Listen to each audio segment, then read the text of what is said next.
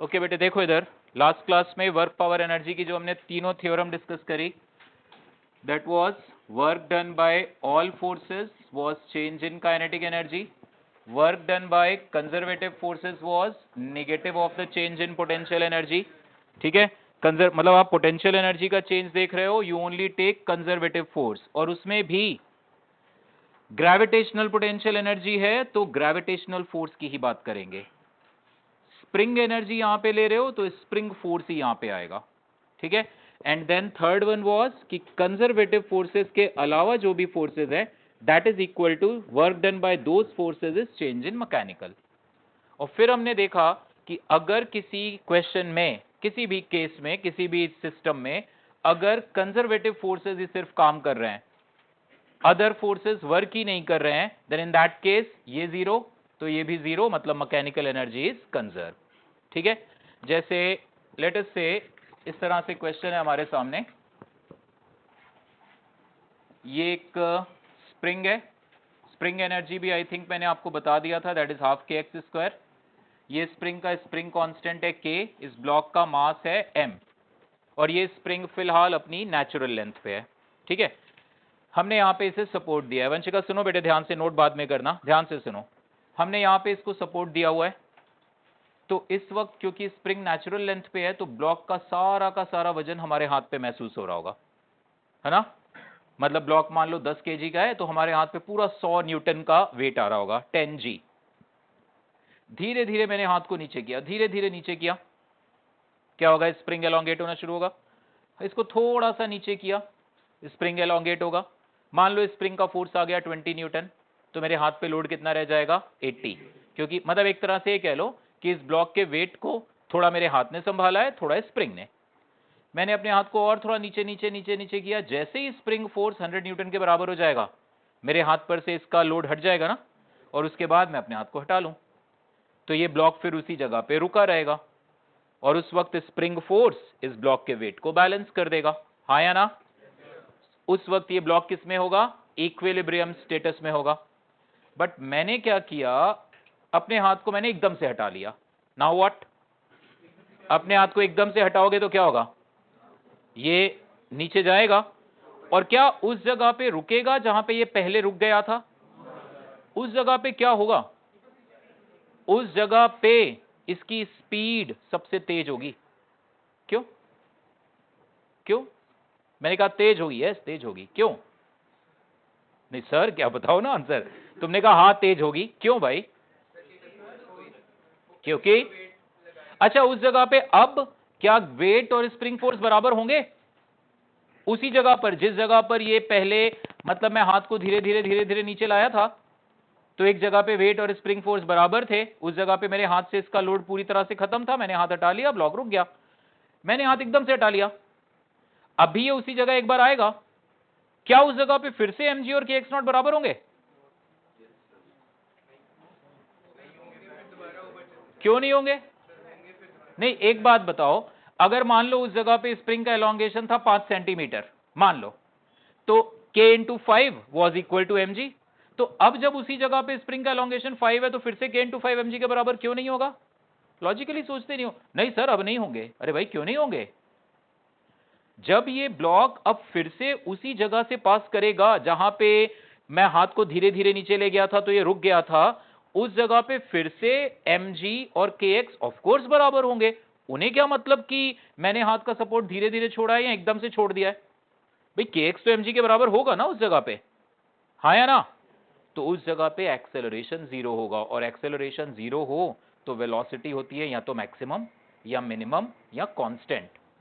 अगर velocity maximum है तो भी dv by dt zero, velocity minimum है तो भी dv by dt zero, velocity constant है तो भी dv बाई dt जीरो। तो अब जब ये उस जगह पे आएगा तो इसकी वेलोसिटी होगी मैक्सिमम, और उसके बाद ये और नीचे जाएगा, और नीचे जाके ये रुकेगा एक जगह, और उस वक्त स्प्रिंग का एलोंगेशन होगा मैक्सिमम। मतलब हमें यही ढूंढना है कि अगर हमने सपोर्ट एकदम से हटा लिया, what is the maximum elongation in the spring. समझ में आई बात, धीरे धीरे अपने हाथ को नीचे ले गए थे, फिर तो mg equal to kx naught पे रुक गया था, अब अगर मैं अपने हाथ को एकदम से हटाऊंगा तो डेफिनेटली x नॉट से ज्यादा नीचे जाएगा, और नीचे जाते जाते जहां रुकेगा वही तो मैक्सिमम एलोंगेशन होगा, उसके बाद तो ये ऊपर आएगा। ओके, क्वेश्चन नोट करो पहले, बातें नहीं बेटे।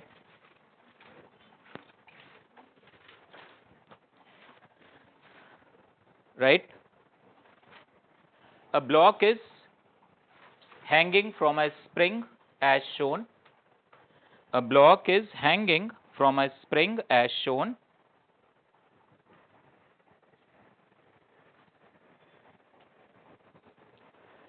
And initially spring is at its natural length. And initially spring is at its natural length.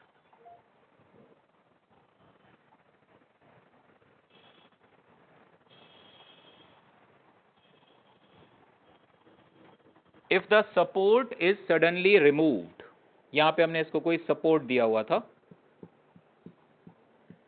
If the support is suddenly removed,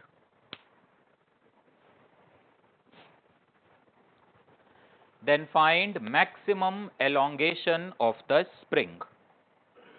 Then find maximum elongation of the spring.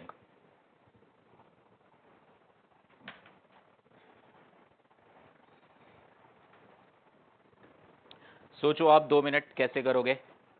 Support एकदम से हटा दिया हमने, ये आउट, आप नया diagram बना लो चाहो तो। सपोर्ट एकदम से हटा दिया, जैसे ही हमने सपोर्ट हटाया, सक्षम, जैसे ही मैंने सपोर्ट हटाया, इमीडिएटली आफ्टर दैट इसका एक्सेलरेशन क्या होगा?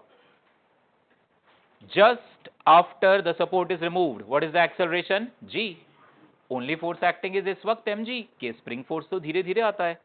आपने पढ़ा है स्प्रिंग फोर्स कभी भी एकदम से नहीं बदलता, ग्रेजुअली बदलता है। तो अभी अभी आपने सपोर्ट हटाया था, ओनली फोर्स वाज mg, तो ये किस इनिशियल एक्सेलरेशन से नीचे भागेगा? g। जैसे जैसे नीचे जाएगा इसका एक्सेलरेशन घटेगा, क्योंकि mg तो उतना ही है बट अपोजिंग फोर्स बढ़ता जा रहा है। एक जगह पे आके इसका एक्सेलरेशन हो जाएगा 0, mg इक्वल टू kx0, उस जगह पे इसकी स्पीड होगी सबसे तेज। उसके बाद जब और नीचे जाएगा तो स्प्रिंग फोर्स mg से बड़ा हो जाएगा, तो ये स्लो डाउन होना शुरू हो जाएगा और एक जगह पे जाके रुक जाएगा। इट्स ओके, समझ में आ रही है बात ना? मतलब सिचुएशन पता है इस क्वेश्चन में कुछ ऐसी हो रही है कि ये एक ब्लॉक है, इस ब्लॉक पे तुमने एक कांस्टेंट फोर्स इधर को लगाया 100 न्यूटन का। ऐसे सोचो, ये ब्लॉक शुरू में रेस्ट पे था, तुमने एक कांस्टेंट फोर्स लगाया 100 न्यूटन, तो ऑफ कोर्स ब्लॉक एक्सेलरेट होना शुरू हो जाएगा। यहाँ पे वो mg को मैं 100 न्यूटन मान रहा हूं, ऐसे सोचो। अब तुमने क्या किया, ये ब्लॉक ने जैसे ही आगे चलना शुरू किया, आगे की ओर का फोर्स तो तुमने 100 न्यूटन रखा है, तुम एक पीछे की ओर भी फोर्स लगा दिया जो ग्रेजुअली बड़ा होता जाएगा। शुरू में कितना फोर्स था बेटे? 100। मान लो इसका मास है 10 kg, तो शुरू में इसका एक्सेलरेशन कितना था? 10। अब जैसे ही आगे चला फोर्स बढ़ने लग गया, वो फोर्स स्प्रिंग फोर्स है ना? ये फोर्स हो गया मान लो 20, तो अब एक्सेलरेशन कितना रह गया? 8। तो क्या आप दक्ष बेटे इसकी स्पीड घटना शुरू हो जाएगी, क्योंकि पहले एक्सेलरेशन 10 था, अब एक्सेलरेशन 8 है। कितने भोले हो तुम लोग। अरे तुम्हारा एक्सेलरेशन 10 था, अब तुम्हारा एक्सेलरेशन 8 है। एक्सेलरेशन तो एक्सेलरेशन है, पहले तुम्हारी speed at the rate of 10 बढ़ रही थी, अब एट द रेट ऑफ 8 बढ़ेगी, स्पीड घटेगी थोड़ी ना। कम स्पीड कम कहां होगी भाई, मैं हूं ना क्लास में, मैं बता दूंगा उसको। पहले एक्सेलरेशन तुम्हारा 10 था, तुम्हारी स्पीड हर एक सेकंड में 10 बढ़नी थी। अब मैंने कहा यार तुम्हारा एक्सेलरेशन 8 रह गया। बड़े मासूम हो आप लोग। हाँ सर अब स्पीड घटेगी। अरे भाई अब स्पीड थोड़ा पहले के मुकाबले धीरे बढ़ेगी, बट बढ़ेगी तो। एक्सेलरेशन 8 है ना, ठीक है। और आगे गए आप आराम से। ऐसे सडनली मैं इससे पूछता ये भी कंफ्यूज होता है, इसलिए वो नहीं, बाद में कॉन्फिडेंस सब में आता है। ऐसे तुम्हें समझा रहा, अभी थोड़ी देर रुको। इसने ही यहां बोला था ना mg इक्वल टू kx0 पे, बढ़िया आंसर दिया था। हो जाता है एकदम से, ऐसे टीचर पूछे बच्चे घबरा जाते हैं। तो ये 100 न्यूटन ये रह गया। अब लेट्स से 80 न्यूटन हो गया, बढ़ता जा रहा है बढ़ता जा रहा है। अब क्या होगा, इसका एक्सेलरेशन अभी कितना? 2। अभी भी इसकी स्पीड बढ़ रही है, धीरे धीरे बढ़ रही है, एक्सेलरेशन 2 रह गया। फिर एक स्टेज आएगी जब ये 100 न्यूटन और ये 100 न्यूटन दोनों फोर्सेस बराबर, अब इसका एक्सेलरेशन 0, अब इसकी वेलोसिटी मैक्सिमम, क्योंकि शुरू से लेके अब तक तो यार एक्सेलरेटेड था, ये एक्सेलरेशन कम हो रहा था बट था तो एक्सेलरेशन।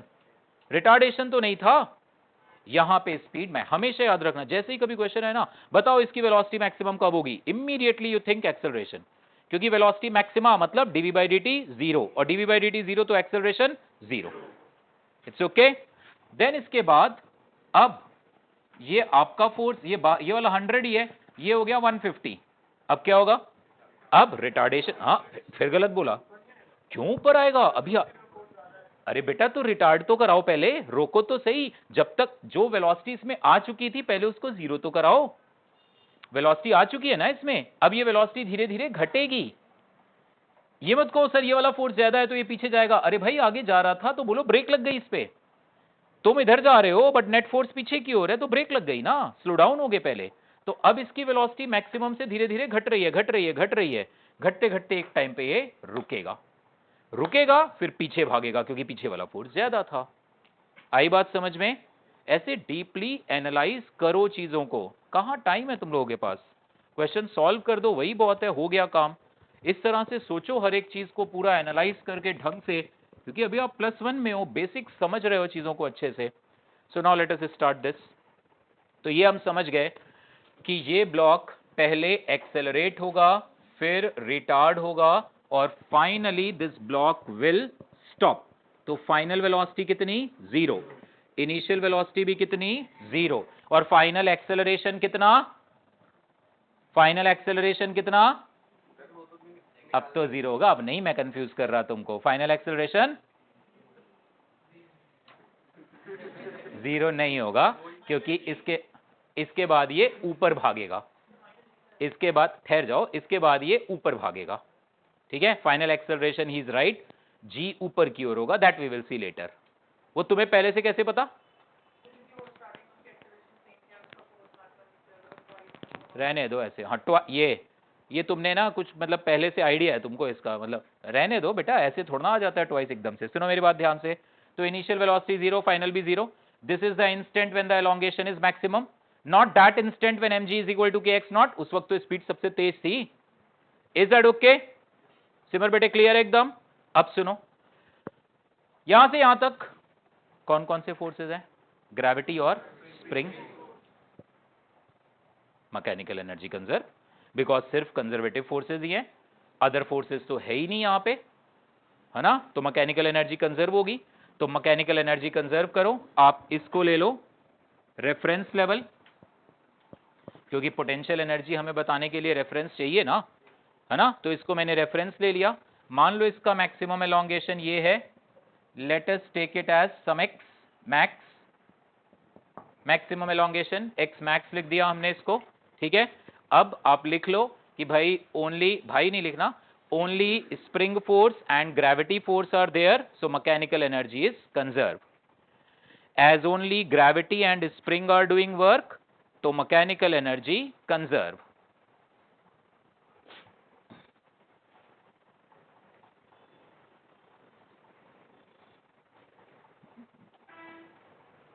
ये बड़े इंटरेस्टिंग क्वेश्चन है, एचसी वर्मा पूरी खत्म करनी है आपने बस, और कोई शीट में दूंगा नहीं ज्यादा, आप लिमिटेड ही करते हो, बट पूरे कंसेप्चुअली थॉरो क्लैरिटी के साथ।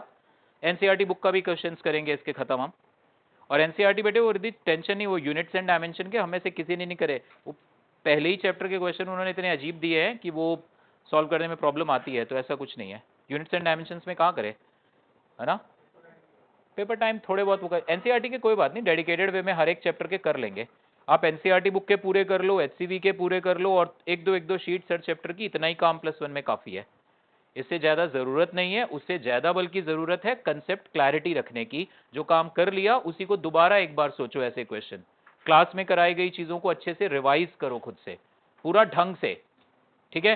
सो नाउ आई विल राइट, क्योंकि ग्रेविटी और स्प्रिंग फोर्स थे, तो initial mechanical energy is equal to final, initial ये रहा, रेफरेंस लाइन से कितना ऊपर है, x max, so what is the gravitational potential energy, mgh, h की जगह x मैक्स।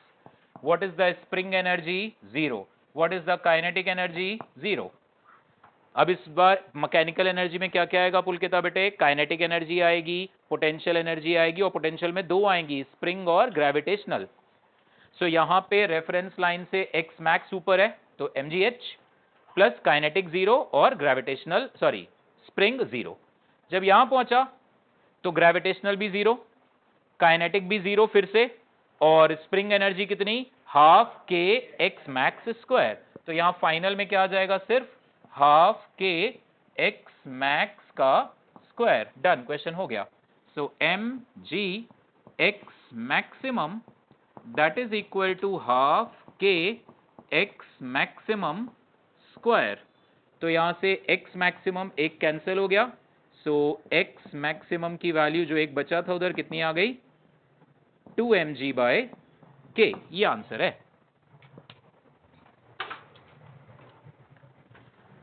सो देखा जाए तो धीरे धीरे हम हाथ को नीचे ले जाएं तो इसको जहां रुकना चाहिए था अब उसके डबल डिस्टेंस पे जाके रुका है। अगर मैं धीरे धीरे हाथ को अपने नीचे ले जाता तो ये kx इक्वल टू mg पे रुक रहा था ना, यानी x कितना आ रहा था उस केस में, mg/k। अब उसके दुगने डिस्टेंस पे जाके रुका है, परमानेंट नहीं रुकेगा, फिर ऊपर आएगा। ये एक्चुअली सिंपल हार्मोनिक मोशन करेगा, ये वाइब्रेट करता रहेगा ऐसे और धीरे धीरे रुक जाएगा बिकॉज ऑफ एयर फ्रिक्शन। ठीक है, क्लियर है एकदम, this is the answer. Now इसी में अगला क्वेश्चन, अब आपकी बारी। ये कोई डाउट है किसी को, इरिश क्लियर है बेटे, समझ गए? Conservation of mechanical energy use हुआ क्योंकि सिर्फ ग्रेविटी और स्प्रिंग काम कर रहे थे। नाउ अब आप बताओ मैक्सिमम स्पीड कितनी थी इसकी। ये जब उस जगह से गुजर रहा था जहां पे kx और mg बराबर थे, उसी वक्त स्पीड मैक्सिमम रही होगी। So in this question it will start oscillating like this, find its maximum speed. हाँ जी बेटे, स्प्रिंग फोर्स क्यों, ये तो एनर्जी ले रहे हैं दक्षम, मैं फोर्सेस की बात क्यों करूं, मैंने स्प्रिंग एनर्जी ली। फाइनली जब ये यहां पर है तो काइनेटिक एनर्जी 0 है, रेफरेंस पर है तो ग्रेविटेशनल भी 0, स्प्रिंग इस वक्त इतना एलोंगेटेड है तो स्प्रिंग एनर्जी इस वक्त हाफ के एक्स स्क्वायर।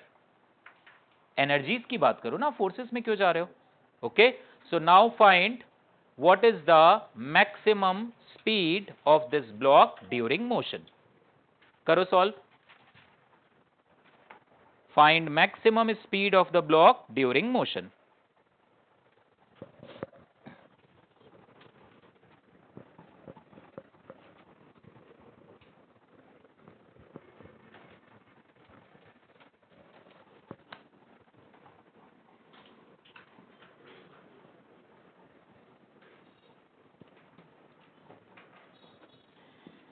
मान लो मैक्सिमम स्पीड है v0, स्पीड मैक्सिमम है तो एक्सेलरेशन कितना होगा, 0। एक्सेलरेशन 0 है यानी इस वक्त mg और स्प्रिंग फोर्स के x ले लिया मैंने, मतलब इस वक्त ये इस रेफरेंस लाइन से x नीचे है। लॉजिक लगाने आपने, मैक्सिमम स्पीड है तो एक्सेलरेशन 0 होगा, मतलब mg और kx आपस में क्या होंगे, बराबर। सो mg इज इक्वल टू के एक्स कर दिया तो यहां से x कितना आ गया हमारे पास, mg अपॉन k आ गया। इस जगह पे हाथ को धीरे धीरे नीचे ले जाता है, इस जगह पे इसने रुक जाना था, बट अभी वो हाथ एकदम से हटाया था हमने। इट्स ओके अर्शदीप बेटे। सो यहां पे ये आ गया x इक्वल टू mg/k। अब take this as initial position a, this as final position b। आराम से देखना, मैं सॉल्व कर रहा हूं। Again I will say total mechanical energy at A is equal to total mechanical energy at B, है ना? The moment you see यार ग्रेविटी और स्प्रिंग की तो है खाली, तो total mechanical energy conserve. So A पर और B पर मैकेनिकल एनर्जी कंजर्व। रेफरेंस इस बारी मैं इसको ले लेता हूं, you can change the reference, कोई प्रॉब्लम नहीं है।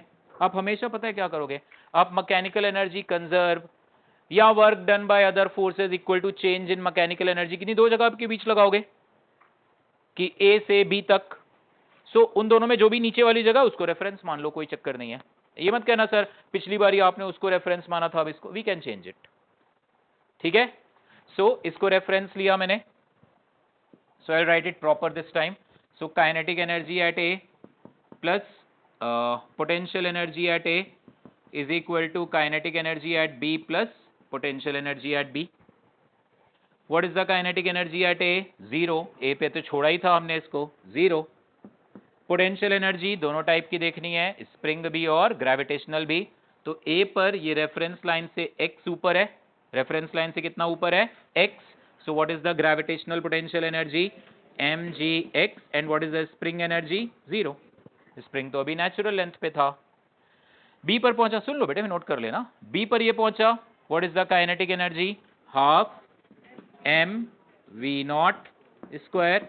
बी पर रेफरेंस लाइन पर है, तो what is the gravitational potential energy? 0। और एक्स स्प्रिंग एलोंगेटेड है, तो what is the spring energy? Half k x square. X की वैल्यू अपने को पता ही है mg बाय के, यहां पे रख दो एक्स की वैल्यू mg बाय के, यहां पे रख दो एक्स की वैल्यू वी नॉट, आ जाएगा, खत्म। सो दोनों पार्ट्स हमने मैकेनिकल एनर्जी कंजर्व करके सॉल्व कर लिए हैं। ठीक है Anmol? Only concept needed here was, अब आप फिजिक्स के क्वेश्चन जब करोगे, क्वेश्चन पढ़ोगे, सोचोगे, काइनेमेटिक्स का क्वेश्चन है, एक्सेलरेशन कांस्टेंट है, तो इक्वेशंस ऑफ मोशन यूज करूं क्या? एक्सेलरेशन वेरिएबल है, इंटीग्रेशन डिफरेंशिएशन से क्वेश्चन को करूं क्या? लॉज ऑफ मोशन का क्वेश्चन है, फ्री बॉडी डायग्राम बनाए, इनर्शियल फ्रेम से सोचे या नॉन इनर्शियल फ्रेम से सोचे, स्यूडो फोर्स वगैरह लगाएं क्या? फ्रिक्शन का क्वेश्चन है, तो अकॉर्डिंगली वो लॉज ऑफ मोशन फ्रिक्शन एक जैसे ही है, एक एक्स्ट्रा फोर्स ही तो आ गया फ्रिक्शन।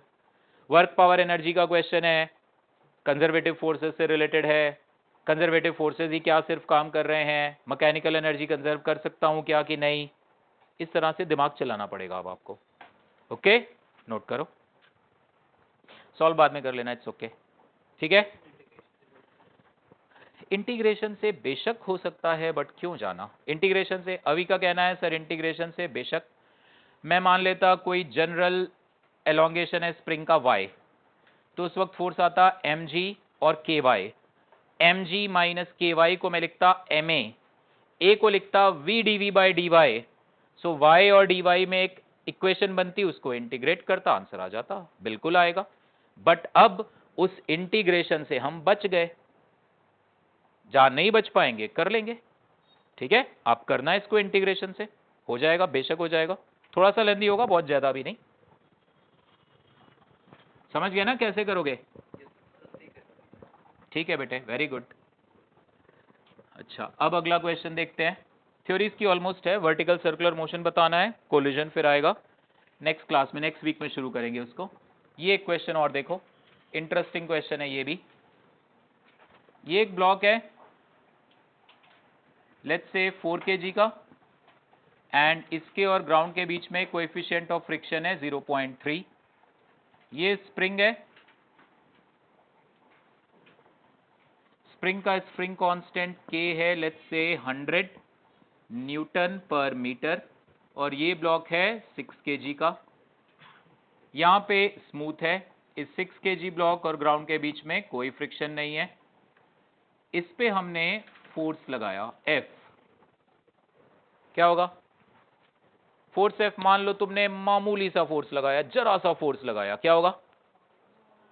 इस ब्लॉक पे वही कहानी नहीं होगी जो अभी वो हैंगिंग ब्लॉक पे हो रही थी। हैंगिंग ब्लॉक पे क्या हो रहा था? एक तरफ कांस्टेंट फोर्स था ग्रेविटी, दूसरी तरफ स्प्रिंग फोर्स था, हाँ या ना? तो यहां भी क्या, वही तो है, एक तरफ कांस्टेंट फोर्स है F, दूसरी तरफ स्प्रिंग फोर्स है। स्प्रिंग अभी नॉर्मल लेंथ पे है, मामूली सा फोर्स लगाओ, जरा सा, 0.1 न्यूटन, क्या होगा? थोड़ा आगे जाएगा, थोड़ी देर एक्सेलरेट होगा, फिर रिटार्ड होकर रुक जाएगा, शायद वो हिले भी ना। थोड़ा सा फोर्स और बढ़ाओ, थोड़ा और दूर जाके रुके। तो क्वेश्चन है, मैं कम से कम कितना फोर्स लगा सकता हूं, या ज्यादा से ज्यादा कितना फोर्स लगा सकता हूं कि यार वो ना हिले? What is the maximum force I can apply on the 6 kg block so that 4 kg block remain at rest? समझ में आया? अच्छा क्वेश्चन है ये, और कहीं ना कहीं आप देखोगे पिछले क्वेश्चन से कनेक्टेड है, पिछला क्वेश्चन और ये क्वेश्चन कनेक्टेड है। सो आपको मैं टाइम दे रहा हूं सॉल्व करने का। ठीक है, क्वेश्चन लिख लो। Find the maximum value of external force F on 6 kg block. Find the maximum value of external force F on 6 kg block so that 4 kg block remains at rest. So that, सामने बेटे बोलो नहीं, so that 4 kg block remains at rest. Find the maximum value of applied force F on 6 kg block so that 4 kg block remains at rest. आप सोचो थोड़ी देर।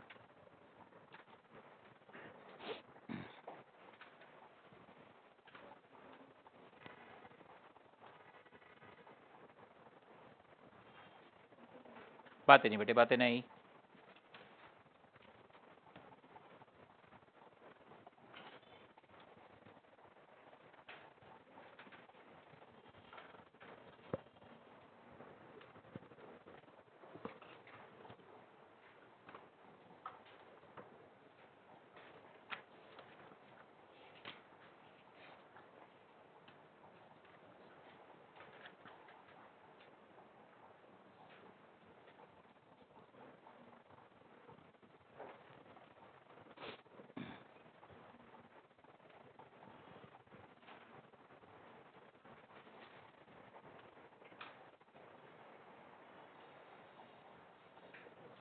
बिल्कुल पिछले question जैसा है।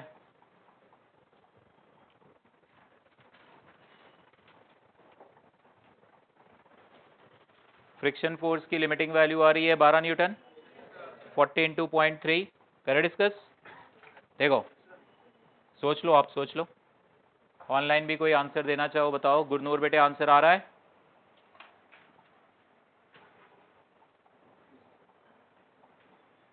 गुरनूर सुन पा रहे हो बेटे या थोड़ा लैग आ रहा है?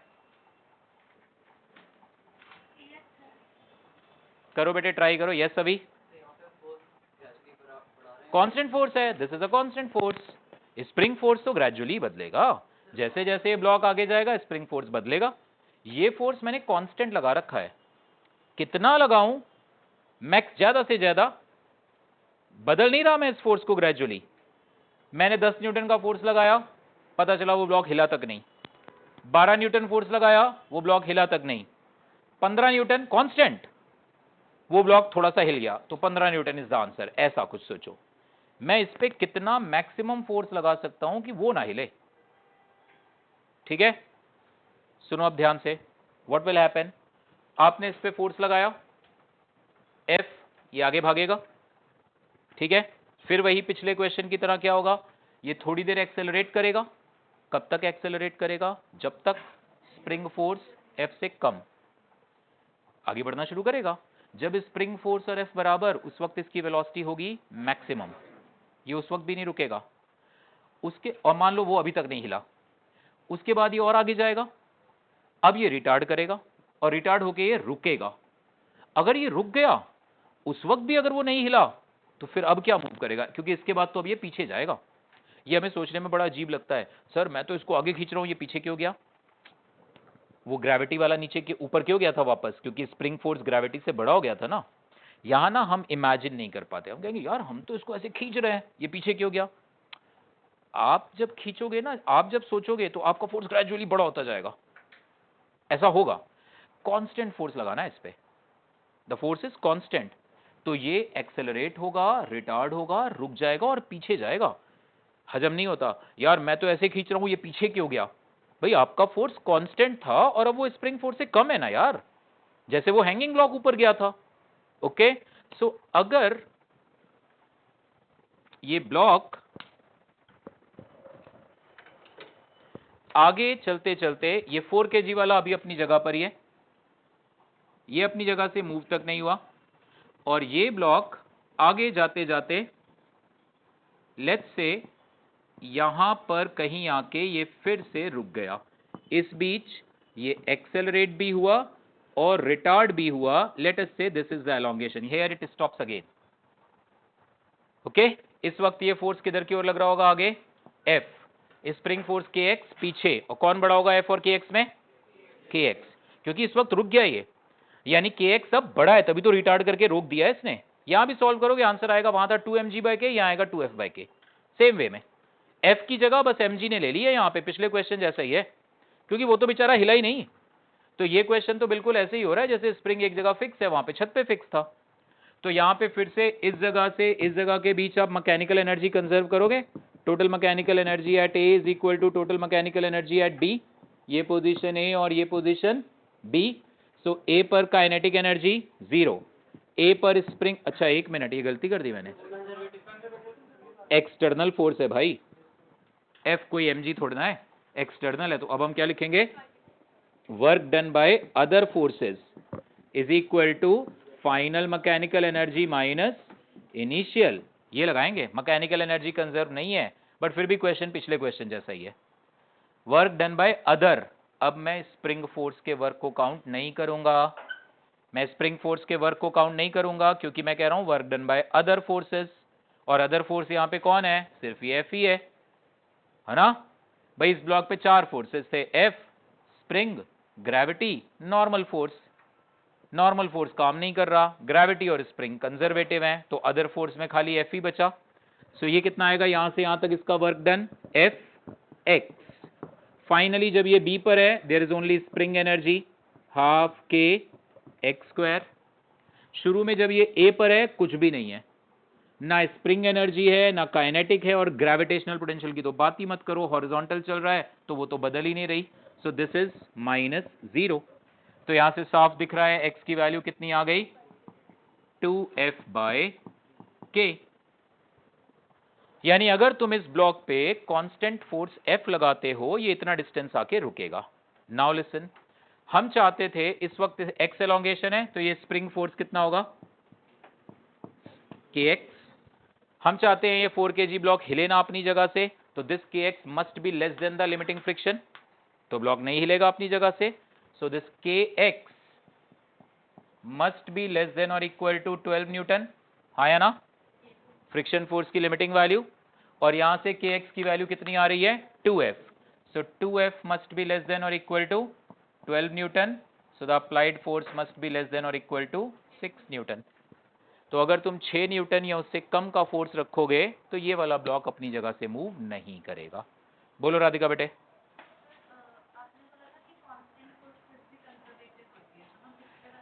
सुनो मेरी बात, शी इज एब्सोल्युटली राइट, आपके दिमाग में ये डाउट आएगा। मैंने कहा था constant forces are also conservative. तो जब आप ये कंसेप्ट लगाओगे, ठीक है, तो ऐसा कोई फोर्स आ गया कांस्टेंट, या तो उस कंजर्वेटिव, उसको अगर तुम इसको कंजर्वेटिव फोर्स की कैटेगरी में लेके जाना चाहते हो तो फिर यहां पे अदर फोर्सेस हटेंगे, तो फिर पोटेंशियल एनर्जी में इस फोर्स की पोटेंशियल एनर्जी आनी चाहिए थी। नहीं समझ में आई बात? आप लिखते हो work done by all is के फाइनल माइनस के इनिशियल, ये लिखते हो, इट्स ओके। इसको आप फिर कहते हो कि this is work done by conservative plus work done by other, that is equal to delta K, short में लिख देता हूं, ठीक। वर्क डन बाय कंजर्वेटिव की जगह आ जाता है minus of delta U, plus work done by other that is equal to delta K. So work done by other forces आ जाता है equal to delta K plus delta U, है ना। अब सुनो मेरी बात, ये F फोर्स को अगर आप कह रहे हो सर ये कांस्टेंट था, इसको तो कंजर्वेटिव मारो, आप ही ने कहा था, तो अगर इसको कंजर्वेटिव फोर्स ले रहे हो तो इसके करस्पॉन्डिंग पोटेंशियल एनर्जी यहां पे लो, ठीक है। वो मैंने ली नहीं क्योंकि इस फोर्स की कोई पोटेंशियल एनर्जी थोड़ा ना होती है, तो इसलिए मैं इस तरह के फोर्स को जिसके करस्पॉन्डिंग मैं पोटेंशियल एनर्जी डिफाइन नहीं कर रहा, उनको मैं इन क्वेश्चंस में अदर में ही रखूंगा। नहीं होगी ना, पोटेंशियल एनर्जी खाली हम ग्रेविटी और स्प्रिंग के लिए बताते हैं, ऐसे फोर्सेस के लिए नहीं बताते। तो आप कंजर्वेटिव इन क्वेश्चंस में कंजर्वेटिव उन्हें ही मानना जिनके करस्पॉन्डिंग आप पोटेंशियल एनर्जी डिफाइन कर रहे हो। मैथमेटिकली कांस्टेंट फोर्सेस का work done depends only on initial and final position. Constant forces का work done in a round trip is 0।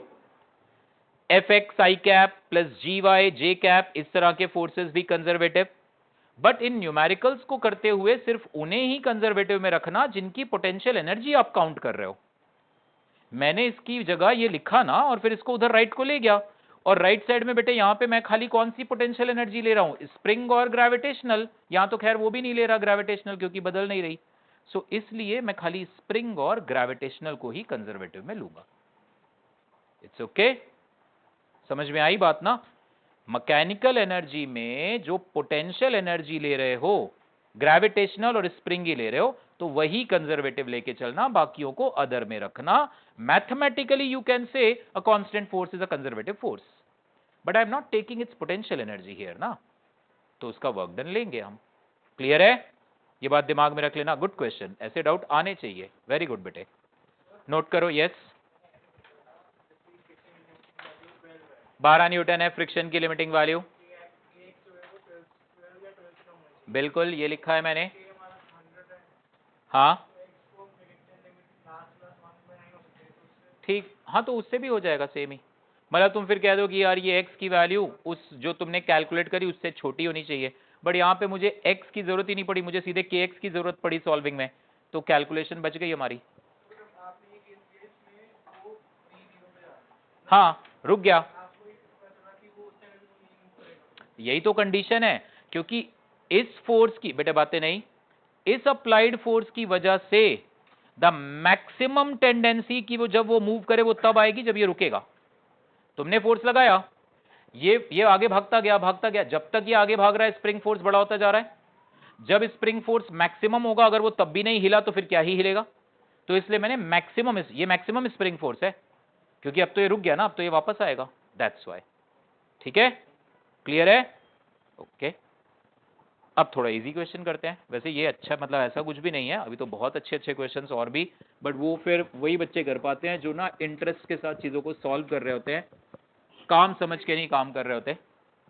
अब तो जाने वाला था बस, करो नोट करो। इस स्टेज के आगे इन्वॉल्व होना पड़ता है, इस स्टेज तक जेई में नीट सब बढ़िया है, आराम से हो जाएगा, आप कंसिस्टेंटली प्रैक्टिस, और वो भी डिसेंट है। इससे भी नीचे फिर वही रह जाते हैं जो कैजुअल अप्रोच से चल रहे होते हैं। पेरेंट्स ने कहा बेटा पढ़ ले तो बैठ गए पढ़ने, पेरेंट्स इधर उधर, हम एंगेज, वो फिर प्रॉब्लम आएगी। आप अपने आप में इन्वॉल्व होके इस स्टेज तक भी आ जाते हो, आप डेफिनेटली +2 के बाद एक डिसेंट कॉलेज में जाओगे। और इस स्टेज तक आना कोई बड़ी बात नहीं है, इसके और बियॉन्ड आगे जाना फिर वही जा पाएंगे जो खुद इंटरेस्ट लेके पढ़ रहे हैं चीज़ों को। तो अभी तो ये इजी क्वेश्चन है, क्योंकि वो उस तरह के क्वेश्चन और करेंगे हम। ये टेबल है, इस टेबल पर ये एक हैवी चेन ऐसे पड़ी हुई है, ठीक, हैवी चेन है ये। इस चेन का टोटल मास m है, लेंथ l है, फ्रिक्शन है नहीं, तो फ्रिक्शन नहीं है तो क्या होगा? एक क्वेश्चन हमने फ्रिक्शन चैप्टर में किया था कि कितना हैंग कर दें ताकि ये फिसले ना, बट फ्रिक्शन है नहीं। अब तो आप इसका एक छोटा सा टुकड़ा भी बाहर करके छोड़ दोगे, फिसल जाएगी पूरी, क्योंकि वो जो छोटा सा टुकड़ा भी बाहर आएगा उसका वेट को रोकने वाला कौन है ना? तो इस केस में चेन स्लिप कर जाएगी ना। मान लो शुरू में जब तुमने इसको ऐसे करके छोड़ा तो जिस इस वक्त ये रेस्ट पे है, इस वक्त इसकी l/3 लेंथ हैंगिंग थी। ओके, तो सवाल है जब ये पूरी चेन स्लिप होके ऐसे यहां जाएगी, मतलब ये लास्ट वाला लिंक भी जस्ट यहां टेबल को छोड़ने वाली स्टेज में, स्पीड इसकी, what will be the speed? Okay, बढ़िया है, इमेजिन तो कर ही सकते हैं, करो। एक एक कंसेप्ट चाहिए होगा इसके लिए, वो मैं बता देता हूं, पहले क्वेश्चन नोट कर लो। Uniform chain is released from the given position. Uniform chain is released from the given position.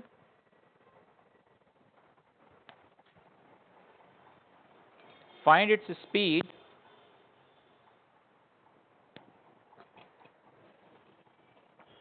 when it completely slips off the table. When it completely slips off the table.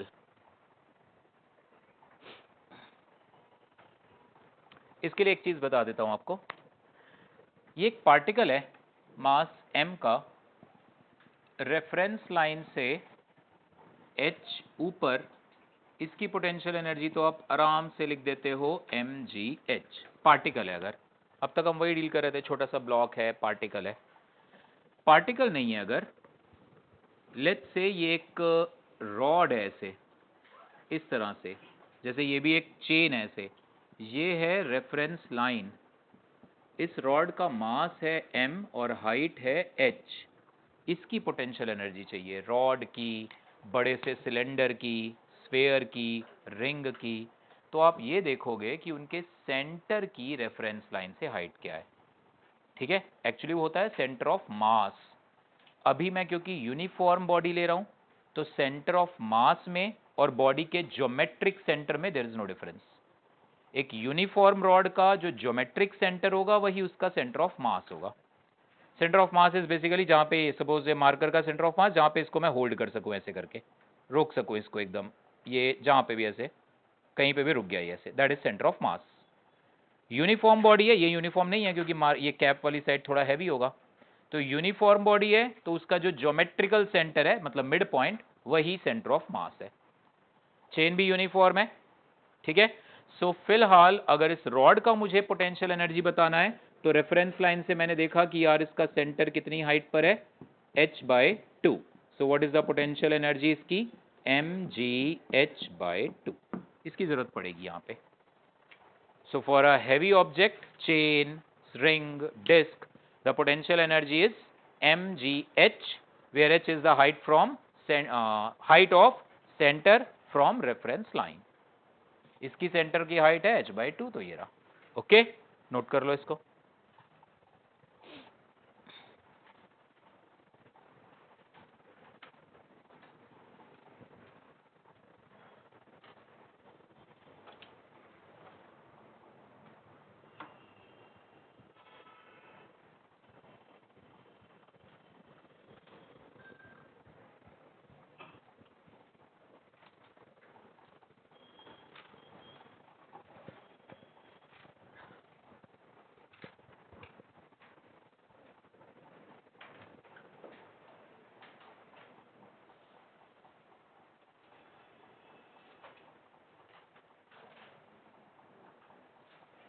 Nandini बेटे अपने आप try करो, कोशिश करो बच्चे।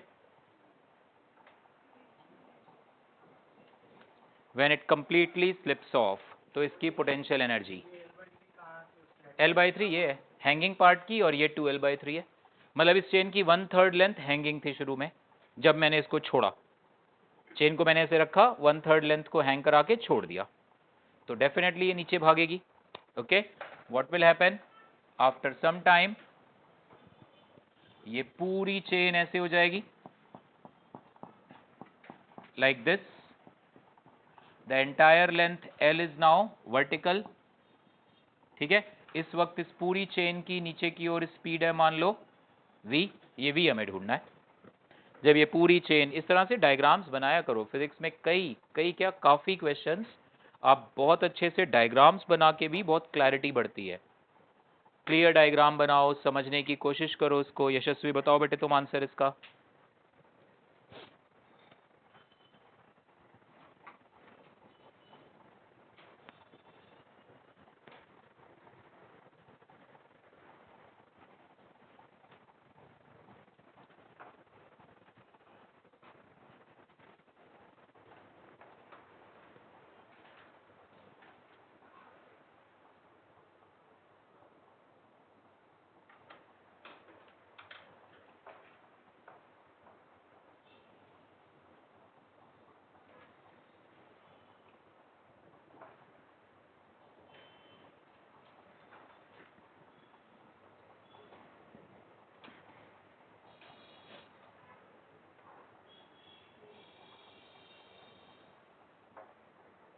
आदि क्या हुआ, किधर चले गए थे बेटा?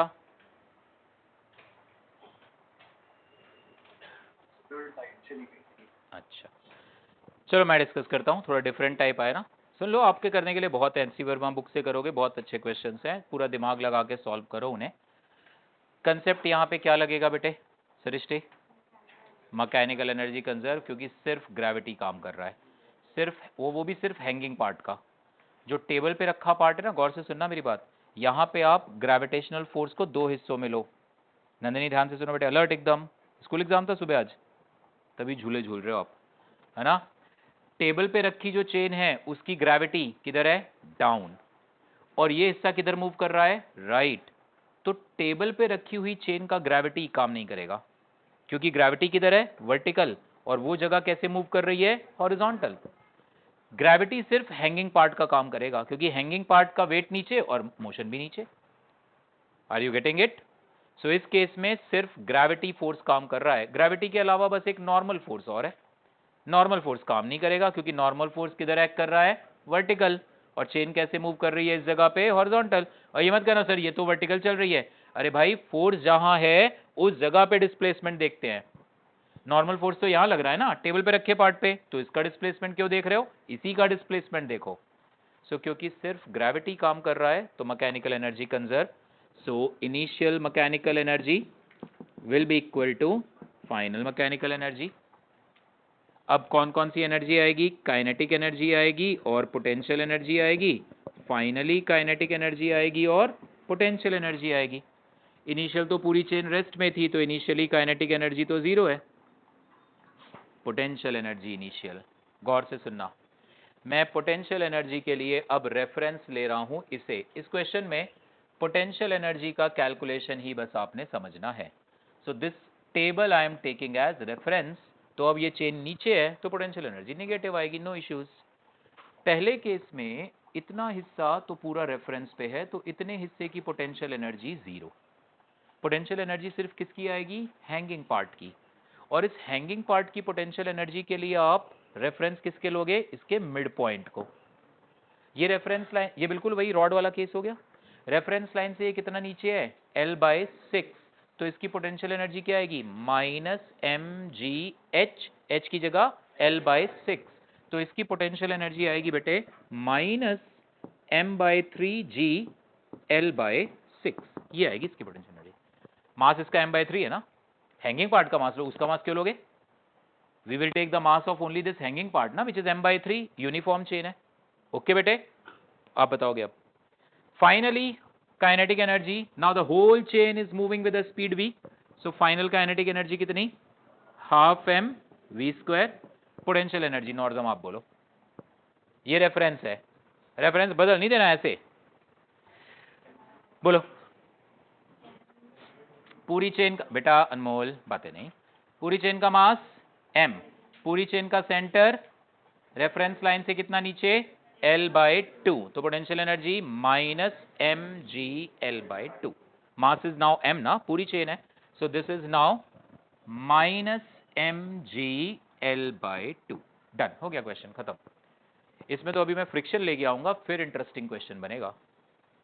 लेट्स से मैंने कहा यहाँ पे फ्रिक्शन है मामूली सा, L/3 लेंथ हैंग करके छोड़ते हो, फ्रिक्शन बड़ा वीक सा है, स्टिल चेन स्लिप कर जाती है। अब बताओ स्पीड, तो उसमें पता है बड़ा प्रॉब्लम आएगी। आपको होमवर्क दूंगा मैं, देखूंगा कौन बताता है मंडे को, ठीक है बेटे? अरे बता रहा हूँ, पहले इसको नोट करो, बताता हूँ, तुम भी बताना। यस, लिपस्टिक लाया करो बेटा, अच्छा बढ़िया, एकदम लाल कलर एकदम है ना। ग्राउंड फ्रेम से कोई चक्कर नहीं है, थोड़ा अननेसेसरी हो जाएगा। मान लो ये ग्राउंड है, टेबल की ग्राउंड से हाइट तुम्हें लेनी पड़ेगी h, तो इस हिस्से की भी पोटेंशियल एनर्जी लिखोगे 2m/3gh। इसकी ऑफ कोर्स रेफरेंस यहाँ है, वो h हाइट पर है, तो इसकी भी पोटेंशियल एनर्जी, वो खामखा कॉम्प्लिकेट करोगे। ले लो, वही तो वो कह रहा है, उसने टेबल से h नीचे बोला, तुम l नीचे ले लो। यार रेफरेंस मेरी मर्जी है भाई, मैं उस जगह पे लूंगा जहां पे मुझे मोस्ट कन्वीनियंस, सबसे ज्यादा कन्वीनियंस है। यहाँ पे टेबल को रेफरेंस लेना आसान है, आप एल नीचे ले लो, आंसर आएगा आपका। पोटेंशियल एनर्जी के एक्सप्रेशन अलग अलग आएंगे बट फाइनल आंसर सेम आएगा। करके देखना एक बारी होमवर्क कि चेंज द रेफरेंस, कहीं नीचे रेफरेंस ले लो और फिर सॉल्व करो। आपने कहा ग्राउंड पे, तो तुम्हें टेबल की कुछ हाइट माननी पड़ेगी h, इसने कहा इसको रेफरेंस ले लो, चेन का जो लोअर एंड जहां पर है, इट्स द सेम थिंग। करके देखना अपने आप, आपके लिए एक प्रैक्टिस ही हो जाएगी, आंसर नहीं बदलेगा। रेफरेंस एक बच्चा उधर ले, एक बच्चा इधर ले, तो आंसर अलग अलग नहीं आएंगे। पोटेंशियल एनर्जी के एक्सप्रेशन अलग अलग आएंगे बट डिफरेंस उनका नहीं। मेरी बात सुनना गौर से, दो पोजीशंस के बीच पोटेंशियल एनर्जी का डिफरेंस रेफरेंस पे डिपेंड नहीं करता, समझ रहे हो? ये मार्कर मेरे हाथ पे पड़ा है, मैंने कहा मैं इसको रेफरेंस लूंगा, तो यहां पोटेंशियल एनर्जी कितनी, 0, तो यहां पे कितनी, mgh।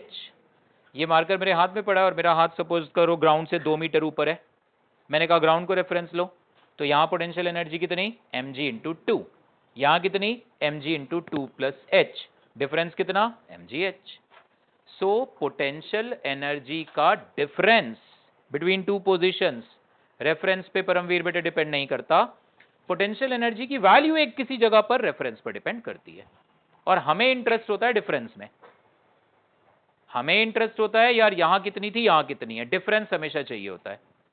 ओके, सो नोट कर लो इस बात को, the difference in potential energy. Chemistry में वो पढ़ा अपना तुम लोगों ने, board theory, electron ground state में घूम रहा हो तो काइनेटिक एनर्जी कितनी होती है? वो टोटल एनर्जी होती है, मैंने काइनेटिक पूछी थी। टोटल होती है माइनस, स्पीड बता रहे हो तो 2.18 तो कुछ नहीं होता फिर। अभी क्वेश्चन देता हूं तुम लोगों को, उस पे बेस देखे कौन करता है। बस बस बस हो गया, अभी क्वेश्चन देता हूं मैं, पहले इसको नोट करो and right this point. Difference in potential energy between two positions, difference in potential energy between two positions does not depend on reference. Difference in potential energy between two positions does not depend on reference. देखते हैं जरा तुम लोग answer कैसे देते हो।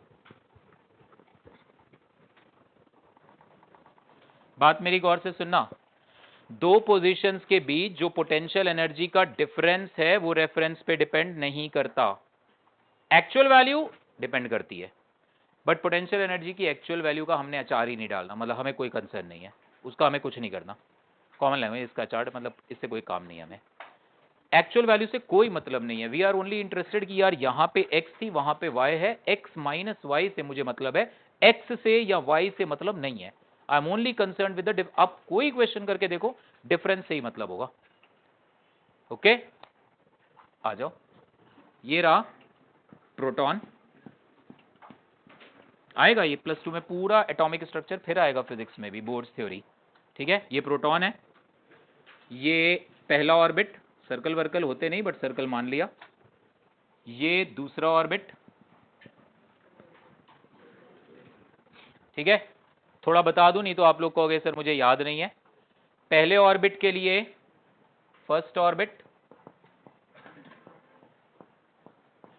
Total energy, यानी यहां पे टोटल एनर्जी हम मैकेनिकली ले रहे हैं क्योंकि इस टोटल एनर्जी में क्या क्या आता है, काइनेटिक और पोटेंशियल। पोटेंशियल कौन सी? इलेक्ट्रॉन प्रोटॉन की electrostatic potential energy, that comes, है ना। सो फर्स्ट ऑर्बिट में टोटल एनर्जी आती है -13.6 electron volt. 1 electron volt is equal to -19 joules. पहले ऑर्बिट में ये टोटल एनर्जी है, अरे Z भी 1 हो गया, N भी 1 हो गया, हाइड्रोजन एटम है, पहला ऑर्बिट है, हाइड्रोजन एटम तो Z1। हाँ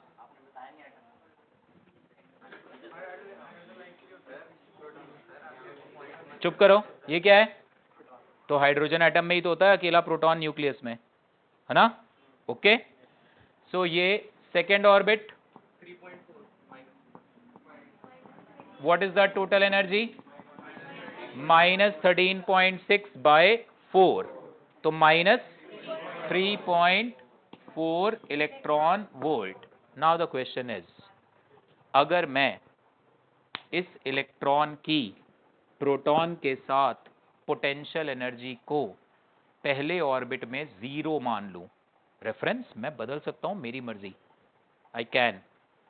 अगर मैं इस इलेक्ट्रॉन की प्रोटॉन के साथ पोटेंशियल एनर्जी को 0 मान लूं in the first orbit, then what is the total energy in the second orbit? घूमो मुझे, करो करो सॉल्व, बताओ चलो। हाँ लिखो, अरे डिक्टेट कराऊंगा भाई पूरा मैं, ऐसे कैसे छोड़ देंगे, क्योंकि आई नो ना कैसे प्रॉब्लम्स आती है, ये अभी को आएगी, ये कैजुअल नोट्स करता है काम, नोट्स बनाया करो बेटे पूरे। If we assume potential energy to be 0 in first orbit, if we assume potential energy to be 0 in first orbit, then what is the total energy of atom in the second orbit? then what is the total energy of atom in the second orbit?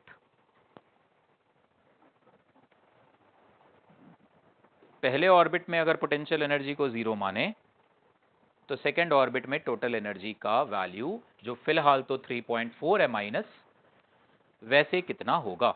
और ये just एक question है, वो आपसे कभी पूछे यही answer देना, वो तो जस्ट एक हमने क्वेश्चन आपका कंसेप्ट चेक करने के लिए about the potential energy, we just twisted this question. करो।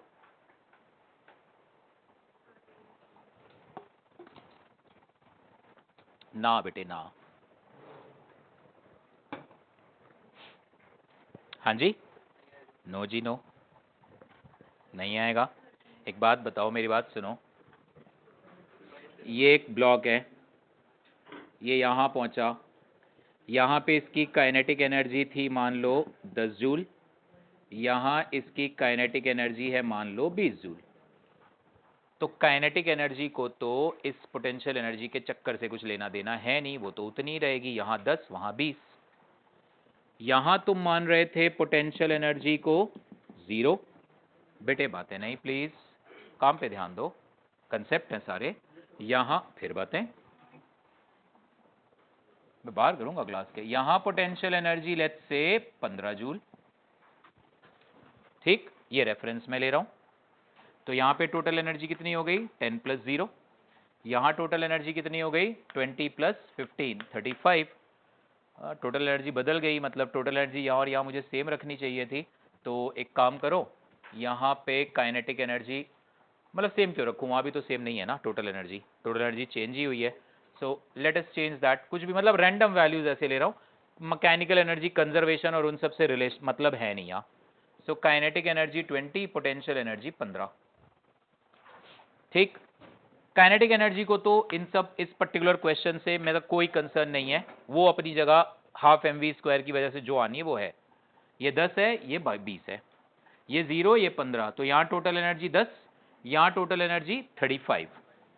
मान लो मैंने कहा कि नहीं यार, मैं ना यहाँ पे पोटेंशियल एनर्जी को 10 लेना चाहता हूँ, या लेट्स से पोटेंशियल एनर्जी को यहाँ पे मैं 40 लेना चाहता हूँ। तो यहाँ पे पोटेंशियल एनर्जी कितनी हो जाएगी? 55, क्योंकि आप रेफरेंस बदल रहे हो। अब आप मान रहे हो पोटेंशियल एनर्जी नीचे कहीं 0 थी, तभी तो यहाँ पे 40 ले ली। तो अगर यहाँ 0 थी, यहाँ 15 थी, यहाँ 40 है, तो यहाँ 55 लेनी पड़ेगी। You can not take any other value, क्योंकि इस जगह और इस जगह के बीच जो पोटेंशियल एनर्जी का डिफरेंस है, उसे इन सब से कोई फर्क नहीं पड़ता कि रेफरेंस कहां है। Are you getting it?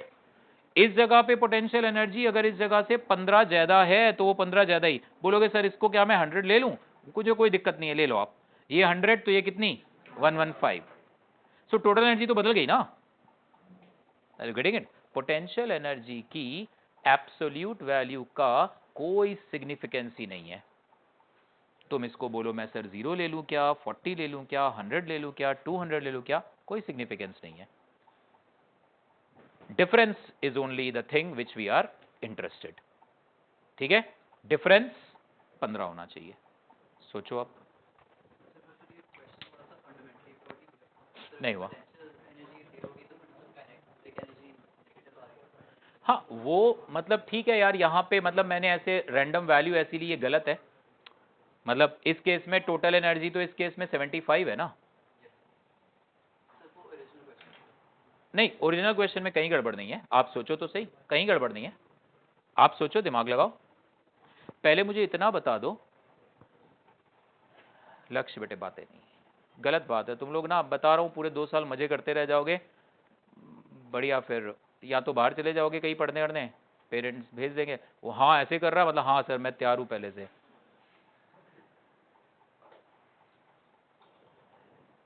पहले तो मुझे बताओ, पहले ऑर्बिट में काइनेटिक एनर्जी होती कितनी है सुचित?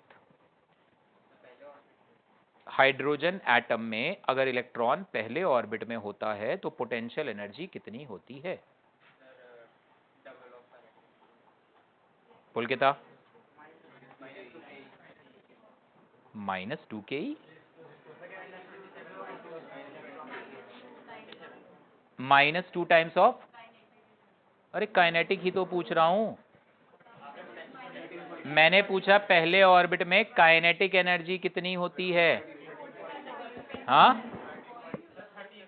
13.6 टोटल एनर्जी का ही negative value.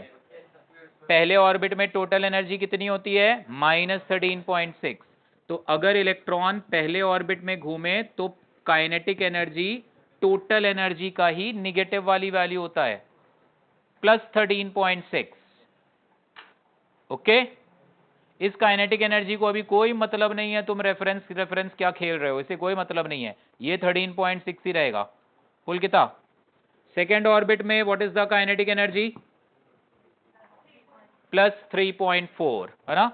So this energy is, तो ये तो बेटे पॉजिटिव है। कहां तुम कह रहे थे फ्लॉ हो रहा है सर? कहीं फ्लॉ नहीं हो रहा। ओके है जी, अब बताओ, करो। What is the total energy in the second orbit if potential energy I assume it to be 0 in the first orbit? नहीं ईशान बेटे, आराम से अपने अपने काम करो बेटा, अपना अपना सोचो, इधर उधर क्यों देखना, खुद सोचना है। आंसर ऐसे मत दो, सोचो आप आंसर अपने पास, मैं पूछूंगा तो बताना। मैं बता ही देता हूं, आप लोग ना बड़े सारे ABCDEFGHZ तक ऑप्शन दे दोगे मुझे, पूरे 26 ऑप्शन। रिदलीन बेटे ध्यान दो इधर, चलो रिदलीन बताएगी। यहां पे वैसे पोटेंशियल एनर्जी रिदलीन कितनी थी? वैसे पोटेंशियल एनर्जी कितनी होती है? टोटल एनर्जी की double. Potential energy total energy की डबल। टोटल एनर्जी -13.6 है, तो ये होती है -27.2 होती है ना? तो इसको और इसको जोड़े तो टोटल आ जाता है -13.6, है ना? यहां पे टोटल एनर्जी की, सॉरी पोटेंशियल एनर्जी कितनी आती है? टोटल की डबल, -6.8। सो दूसरे ऑर्बिट की पोटेंशियल एनर्जी पहले ऑर्बिट की पोटेंशियल एनर्जी से कितनी ज्यादा है? -6.8 -27.2, ये कितना आ गया? 20.4 इलेक्ट्रॉन वोल्ट। हाँ या ना? हाँ या ना? दूसरे ऑर्बिट की पोटेंशियल एनर्जी पहले ऑर्बिट की पोटेंशियल एनर्जी से 20.4 ज्यादा है। अब इस डिफरेंस को कोई मतलब नहीं है तुम रेफरेंस कहां पे ले रहे हो। अब तुम कहो सर क्या मैं पहले ऑर्बिट में पोटेंशियल एनर्जी को 1 मान लूं? कोई दिक्कत नहीं है, मान लो। सेकेंड ऑर्बिट में यू की वैल्यू कितनी होगी? 21.4 होगी। तुमने कहा सर पहले ऑर्बिट में पोटेंशियल एनर्जी को 0 मान लेते हैं, क्वेश्चन ने कहा, तो दूसरे ऑर्बिट में पोटेंशियल एनर्जी क्या होगी? 20.4। सो पहले ऑर्बिट की टोटल एनर्जी कितनी हो जाएगी? 13.6। दूसरे ऑर्बिट की टोटल एनर्जी कितनी हो जाएगी? 23.8। This is the answer, simple question. हो गया। रियल में ये नहीं लेना है, ये क्वेश्चन जस्ट आपको इस कंसेप्ट को बताने के लिए था कि पोटेंशियल एनर्जी का चेंज इज अ मतलब सिग्निफिकेंट थिंग। चेंज, दूसरे ऑर्बिट की पोटेंशियल एनर्जी पहले ऑर्बिट की पोटेंशियल एनर्जी से इतनी ज्यादा है, this is the thing which has some significance here. Absolute value से मुझे कोई मतलब नहीं है, ठीक है? वो नहीं बदलेगी। दूसरे ऑर्बिट की पोटेंशियल एनर्जी पहले ऑर्बिट की पोटेंशियल एनर्जी से 20.4 ही ज्यादा रहेगी। ज्यादा क्यों है? दूसरे ऑर्बिट की पोटेंशियल एनर्जी पहले ऑर्बिट की पोटेंशियल एनर्जी से ज्यादा क्यों है, कम क्यों नहीं है? तो फंडामेंटली बोलो, कंजर्वेटिव फोर्सेस जिधर चाहते हैं बॉडी उधर ही चलेगी, तो पोटेंशियल एनर्जी,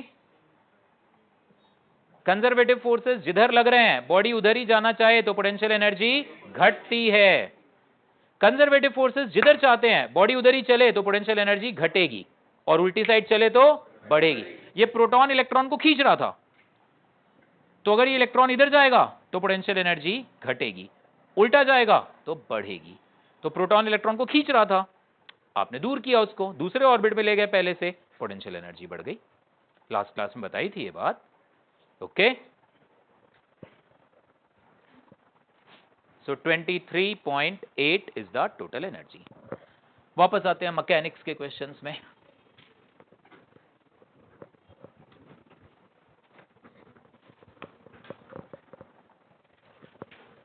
ये एक क्वेश्चन देखना, अनमोल बेटे तुम बताओगे, हाँ तुम वाला अनमोल, ये हाइट है h, यहां से एक पार्टिकल को मैंने सीधा नीचे फेंका u स्पीड से, एक पार्टिकल को ऐसे फेंका u स्पीड से at certain angle, let's say 45 degree, जहां पे रेंज होती है मैक्सिमम।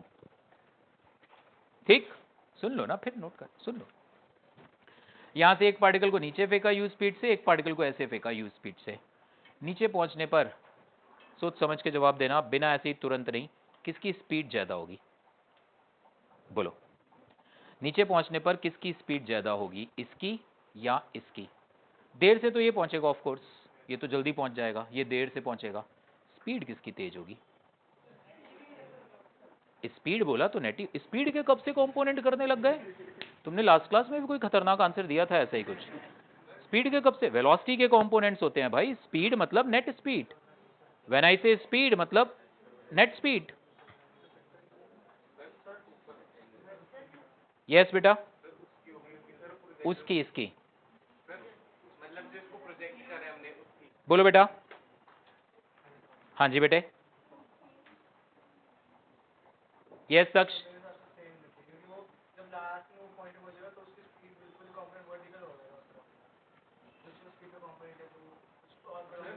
कंपोनेंट से कोई लेना देना नहीं है मुझे यहाँ पे। एयर फ्रिक्शन है नहीं ऑफ कोर्स, एयर फ्रिक्शन होता तो बहुत बड़ी मुसीबत खड़ी हो जाती, हम सॉल्व भी करने में मुश्किल हो जाती हमें।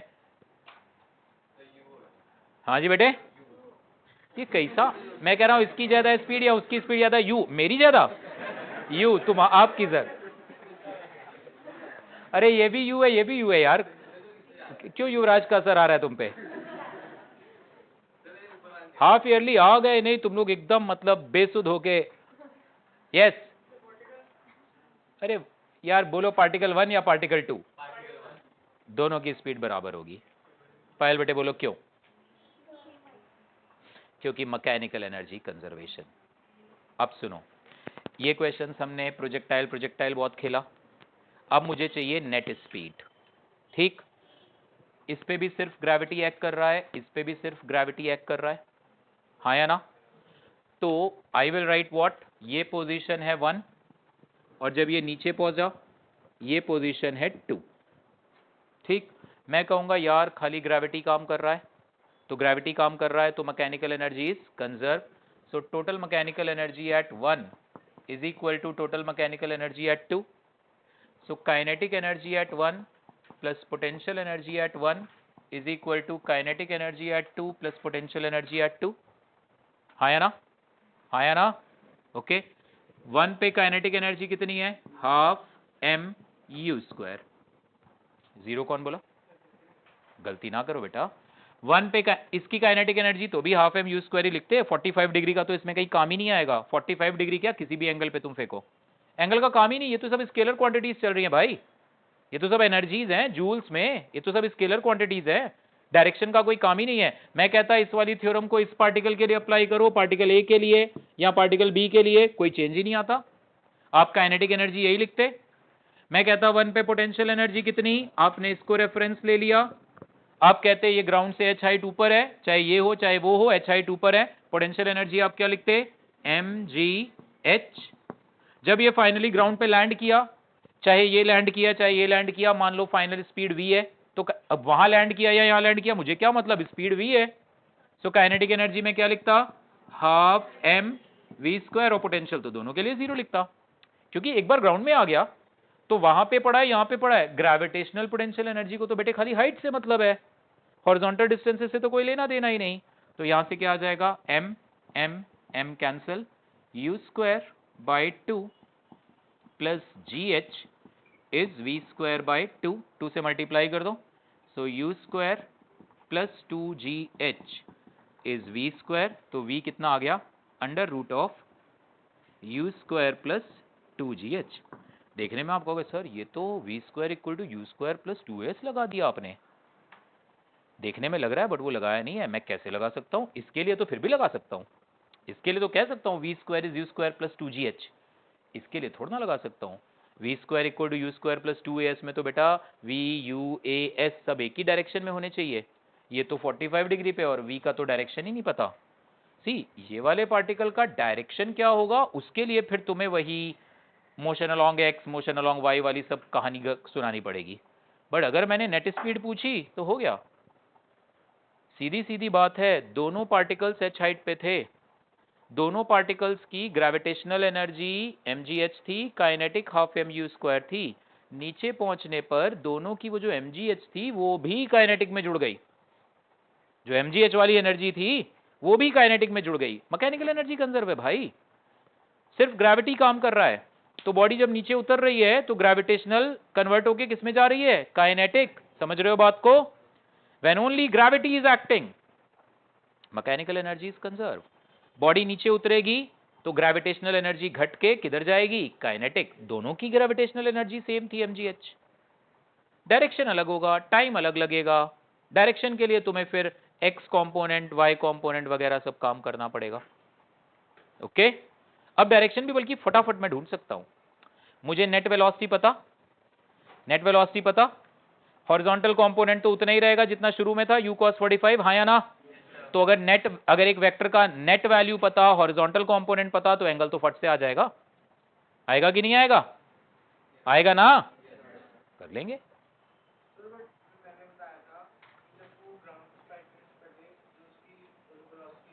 बेटा इस क्वेश्चन में स्पीड जो मुझे चाहिए, मुझे डायरेक्शन से तो कहीं लेना देना ही नहीं था कुछ। डायरेक्शन कितना होगा and why you are saying just vertical, क्यों भाई? अरे तो बढ़ने दो, u cos 45 u और इधर वाले कंपोनेंट ढूंढ लेंगे तो एंगल कुछ तो आएगा। Y just vertical, u cos 45 भी तो है ना, एंड डायरेक्शन का तो मुझे कहीं जरूरत ही नहीं पड़ी। इट्स ओके, डायरेक्शन चाहिए तो अब ढूंढ लो, नेट स्पीड आ गई अब ढूंढ लो। इट्स ओके, नोट करो इसको। So whatever is the angle at which we project it, नीचे पहुंचने पर the speed will be same. Speed, okay, don't say velocity same, velocity same नहीं होगी, डायरेक्शन अलग अलग होंगे। वेलोसिटी सेम तब बोलते हैं जब मैग्नीट्यूड भी सेम है, डायरेक्शन भी सेम है, स्पीड खाली सेम है इन दोनों की। ओके,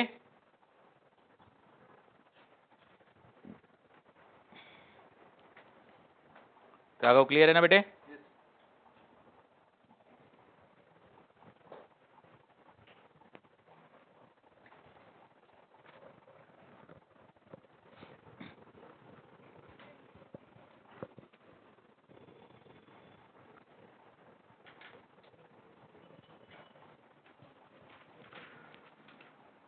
ओके,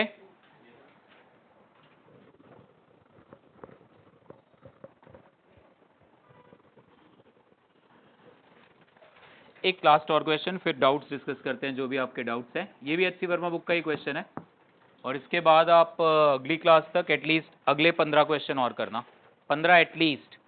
और अब तो हो जाएंगे लक्ष्य कि नहीं मंडे तक, क्योंकि बीच में नहीं 20 करने हैं, बीच में संडे भी तो आ रहा है, तो 20 तक। भाई साहब आप लोगों के 35 हो गए, और नहीं मिले 35 घर वापस जाओगे, सेक्टर 76 संडे।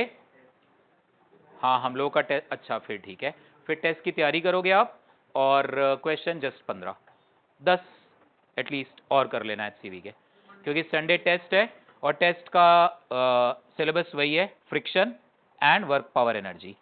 एंड टेस्ट 10 से 1 है तुम लोगों का तो, और बाकी इंडिविजुअल सब्जेक्ट तुम लोगों का है टेस्ट कोई बेटा इस संडे? कौन सा है, कितने बजे है? भाई पहले तो 11 तक होता था तुम लोग का टेस्ट, तो फिर ठीक है, हमारा स्लॉट रहेगा, क्या स्लॉट है?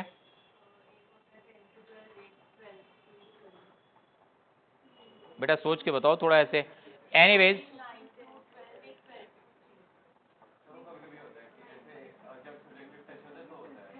बेटा एनीवेज हमारा स्लॉट है, या तो आप 11:30 से 12:30 आओ, ठीक है, या फिर आप आना ही है तो आप या तो फिर मतलब वो बता देते तो मैं आपकी कन्वीनियंस के लिए फ्लेक्सिबल कर देता उसको, मतलब या तो मैं कर दूं 12 से 1 और 1 से 2, या 11:30 से 12:30, 12:30 से 1:30, ठीक है, 12 to 1 या 1 to, क्योंकि 12 to 1 खाली ना फिर एक साथ इकट्ठे हो जाते हैं ज़्यादा बच्चे, फिर ऑफ कोर्स फिर स्कोप बढ़ जाता है, समझ रहे हो ना?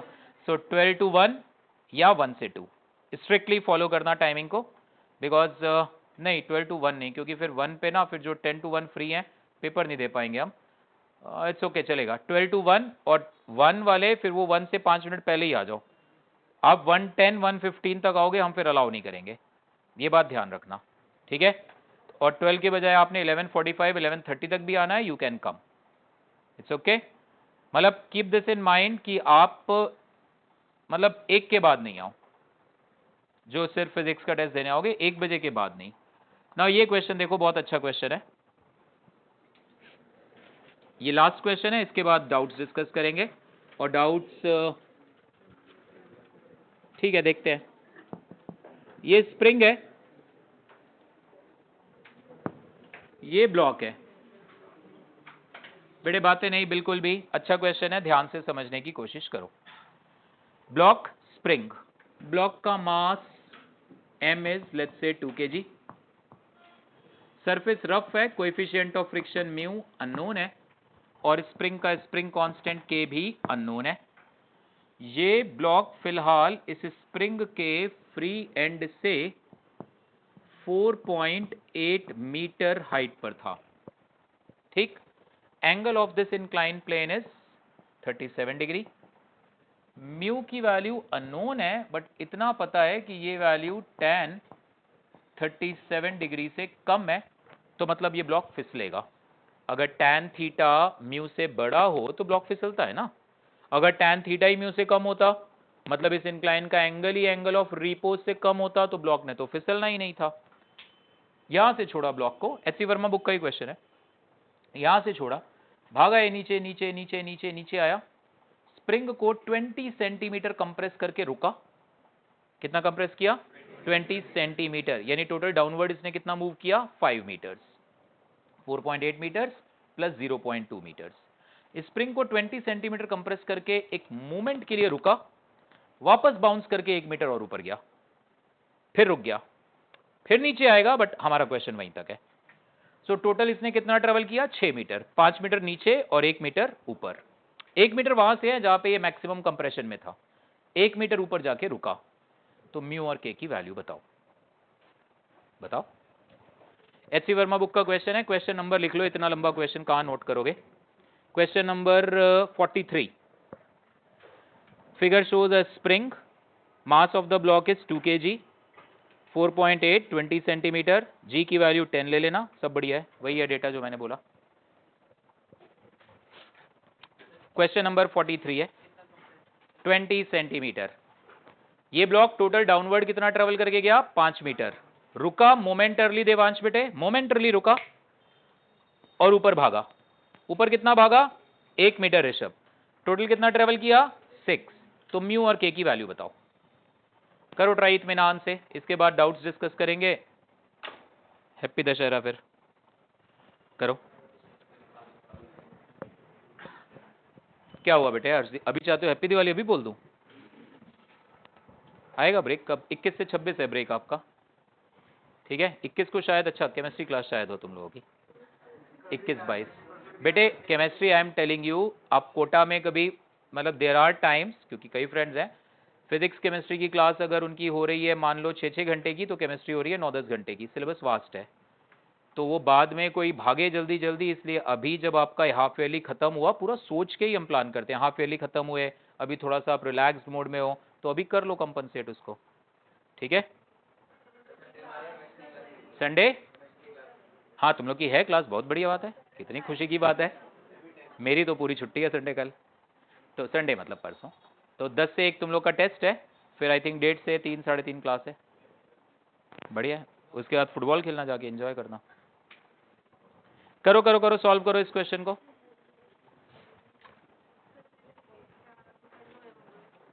नवंबर में कौन से फाइनल? हाँ ये चलता रहेगा, नवंबर में exam, first week of November में सिलेबस, फिर तो बहुत बढ़िया है, परेशानी नहीं किया बिल्कुल। कौन सा स्कूल है? बहुत बढ़िया, मतलब बच्चे ज्यादा, मतलब हम वही चाहते हैं ना, स्कूल ऐसा हो जहाँ बच्चे परेशान ना हो। रेयान में तो बिल्कुल नहीं, बच्चे बहुत मतलब सिलेबस ऐसे एकदम रैंडम कर दिया हुआ है कि एकदम से ग्रेविटेशन तक पहुंचा दिया, और रोटेशन कितने दिन में खत्म किया?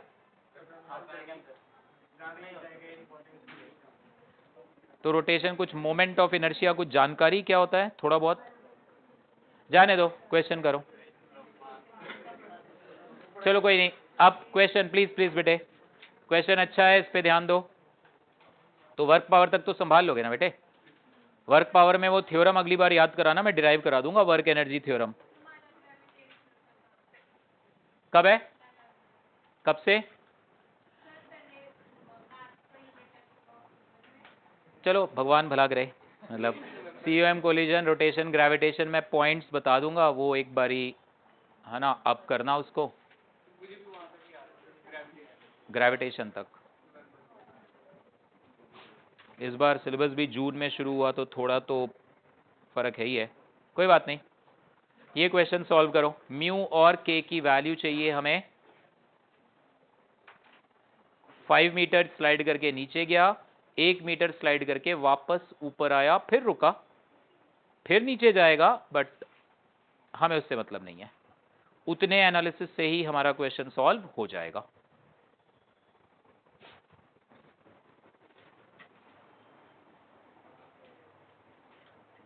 We need value of mu and K. एक पार्ट करा देता हूं, एक आप घर पे होमवर्क करना। करो करो करो, चलो सोचो आप एक बारी।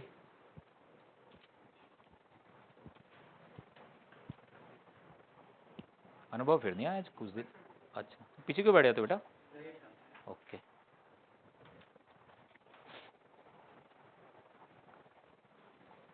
गुरुवार मंडे काम नहीं हुआ ना, फिर तुम देखना। होमवर्क करना है बेटे, करोगे होमवर्क, प्रॉब्लम्स आएंगी, डाउट्स आएंगे, तभी सीखोगे। मजे कर रहे हो तुम? क्लास करी, बस हो गया, बढ़िया।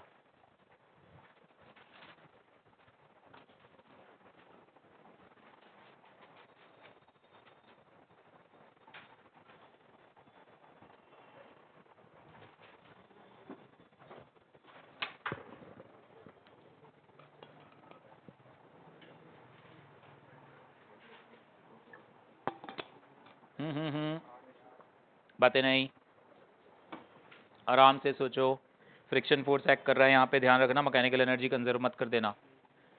Work done by other forces equal to E final minus E initial use होगा। स्प्रिंग तो कंजर्वेटिव है, ग्रेविटी तो कंजर्वेटिव है, उनकी तो आप पोटेंशियल एनर्जीज ले रहे हो। जिन जिन फोर्सेस की पोटेंशियल एनर्जी नहीं ले रहे होते, उन फोर्सेस को कंसीडर करना पड़ता है, सीधी सी बात याद रखो।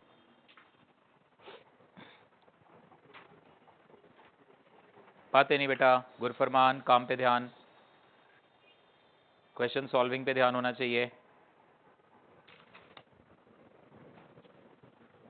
एक पार्ट मैं कराता हूं, अगला पार्ट आप खुद ट्राई करना।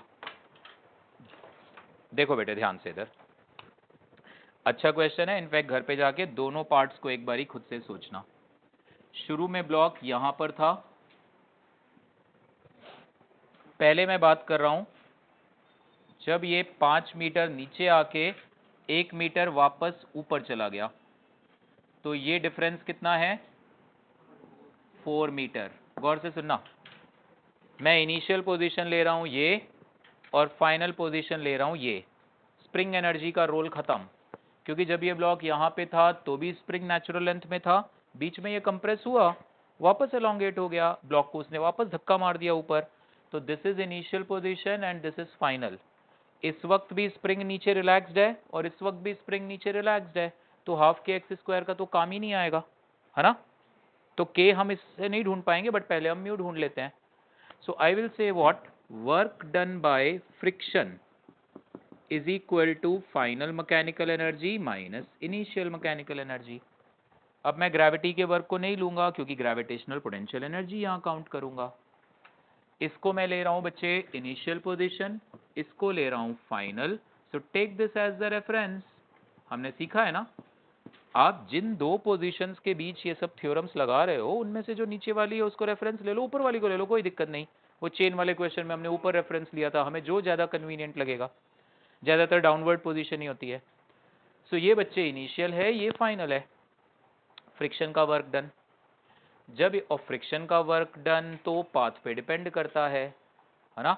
जब ये ब्लॉक नीचे फिसल रहा था, फ्रिक्शन किधर था? ऊपर, और जब ये ब्लॉक ऊपर फिसलेगा तो फ्रिक्शन किधर होगा, नीचे। नीचे फिसलते वक्त कितना नीचे फिसला था, 5 मीटर, फ्रिक्शन था ऊपर, तो फ्रिक्शन का वर्क डन आएगा mu m g cos theta into 5 meters into cos 180। Cos 180 ना, फ्रिक्शन अपवर्ड रहा होगा और ब्लॉक नीचे फिसल रहा होगा। सो नीचे फिसलते वक्त फ्रिक्शन का वर्क डन क्या आएगा, युवराज बेटा तुम काम पे ध्यान नहीं दे रहे हो, फोकस करो प्लीज। वर्क डन आएगा minus mu m g cos theta into 5, minus mu m g cos theta into 5, और राधिका बेटे ऊपर जाते वक्त plus mu m g cos theta into 1, गलत, फिर से minus mu m g cos theta into 1, क्योंकि ऊपर जाते वक्त फ्रिक्शन नीचे और डिस्प्लेसमेंट ऊपर, फिर से उनके बीच का एंगल आएगा 180 डिग्री। सो फ्रिक्शन फोर्स का वर्क डन कितना आएगा, minus mu m g cos theta into 6 meters. समझ रहे हो, बॉडी चाहे नीचे स्लाइड कर रही हो चाहे ऊपर स्लाइड कर रही हो, फ्रिक्शन फोर्स दोनों टाइम मोशन के अगेंस्ट है। इन सब बातों पे आराम से सोचने की जरूरत है, टाइम चाहिए होता है, टाइम।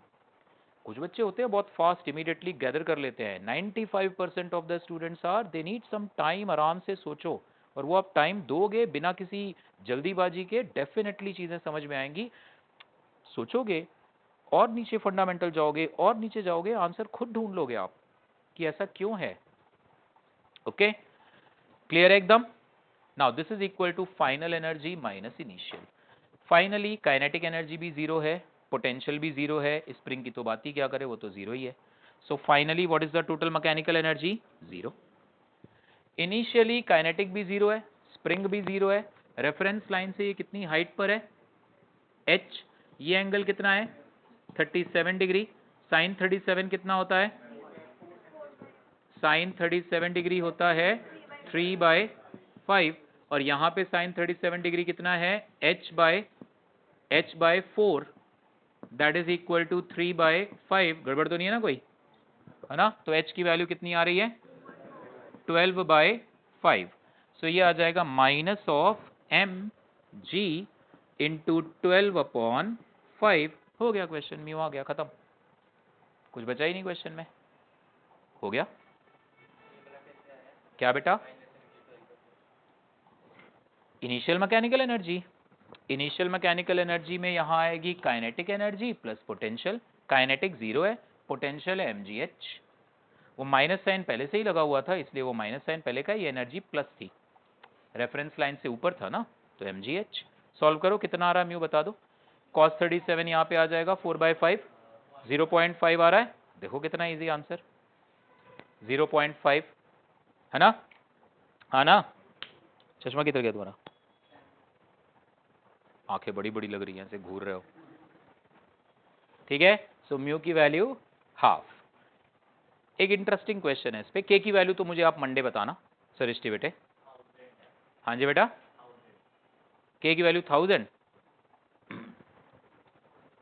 43,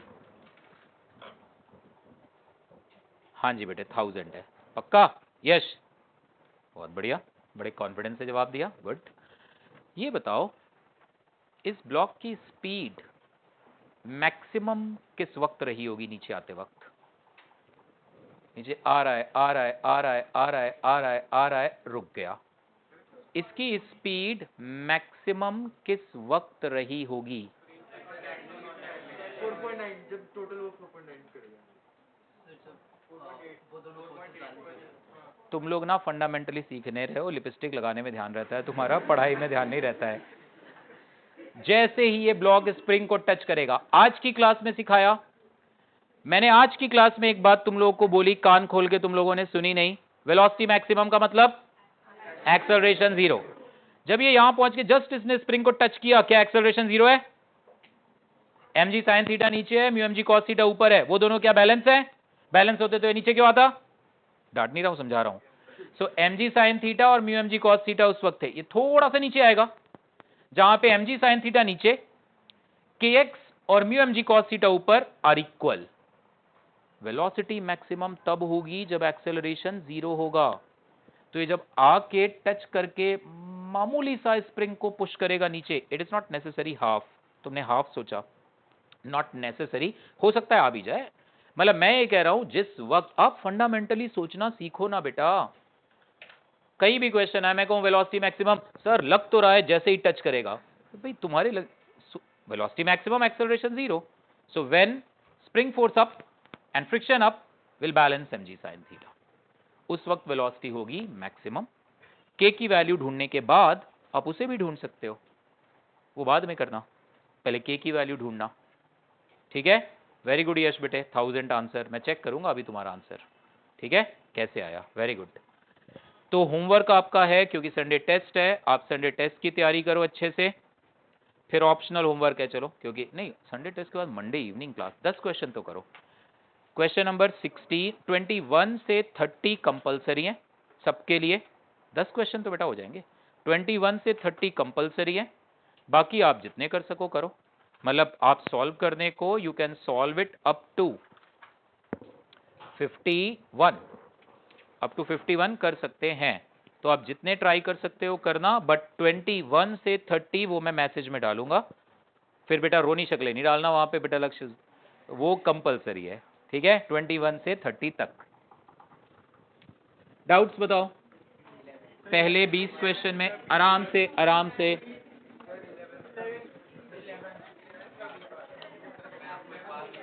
दो बातें बताओ। वेरी गुड, तुम अच्छे बच्चे हो बेटा, लेकिन ना कंसिस्टेंसी थोड़ी सी कभी गड़बड़ हो जाती है। 11th और कौन सा, 9, 19, एक मिनट, मैं 2-4 लोगों को बाहर भेज दूंगा ना, बातें कर रहे हैं, उनका इंटरेस्ट तो है नहीं काम में, कोई तो बातें नहीं कर रहा, मुझे ऐसे क्यों फिर इतनी आवाजें आ रही थी। हाँ जी बेटे, 50, देखो बातें बिल्कुल नहीं, काम पे ध्यान बेटे, बातें नहीं। हाँ जी, power is work done upon time होता है, मैं कर देता हूं। 5th और कौन सा बोला, 15, पहले ये 5-4 क्वेश्चन मुझे करवाने दो आराम से, टाइम बहुत है अभी, आराम से बैठो, और वैसे भी क्लास तो ओवर हो चुकी है, ये तो डाउट सेशन है, साइकोलॉजिकली ऐसे सोचा करो, अच्छा क्लास ओवर बस, है ना। क्वेश्चन नंबर 5 देखते हैं पहले, यह है कि 11 से ही चलते हैं। अ बॉक्स वेइंग 2000 न्यूटन, देखना कंसेप्ट आएगा, मेरी बात सुनना ध्यान से, है ना। A box weighing 2000 newton is slowly, slowly का मतलब acceleration 0, work done by all the forces is equal to 0। Slow, slow का मतलब उस ऑब्जेक्ट पर लगने वाले सारे फोर्सेस आपस में बैलेंस हैं, ठीक है यश बेटे, बहुत बढ़िया, के 1000, सो उस ब्लॉक पे लगने वाले सारे फोर्सेस बैलेंस्ड हैं, work done by all the forces आएगा 0। स्लोली इसको स्लाइड करा रहे हैं 20 metre on a straight track having friction, point 2, find the work done by the person pulling the box when the with a chain at an angle theta. A part हो गया था, किसी ने पूछना है पार्ट, पक्का पक्का बेटे, ए पार्ट सिमर करें। B part, find the work when the person has chosen a value of theta which ensures him the minimum magnitude of the force.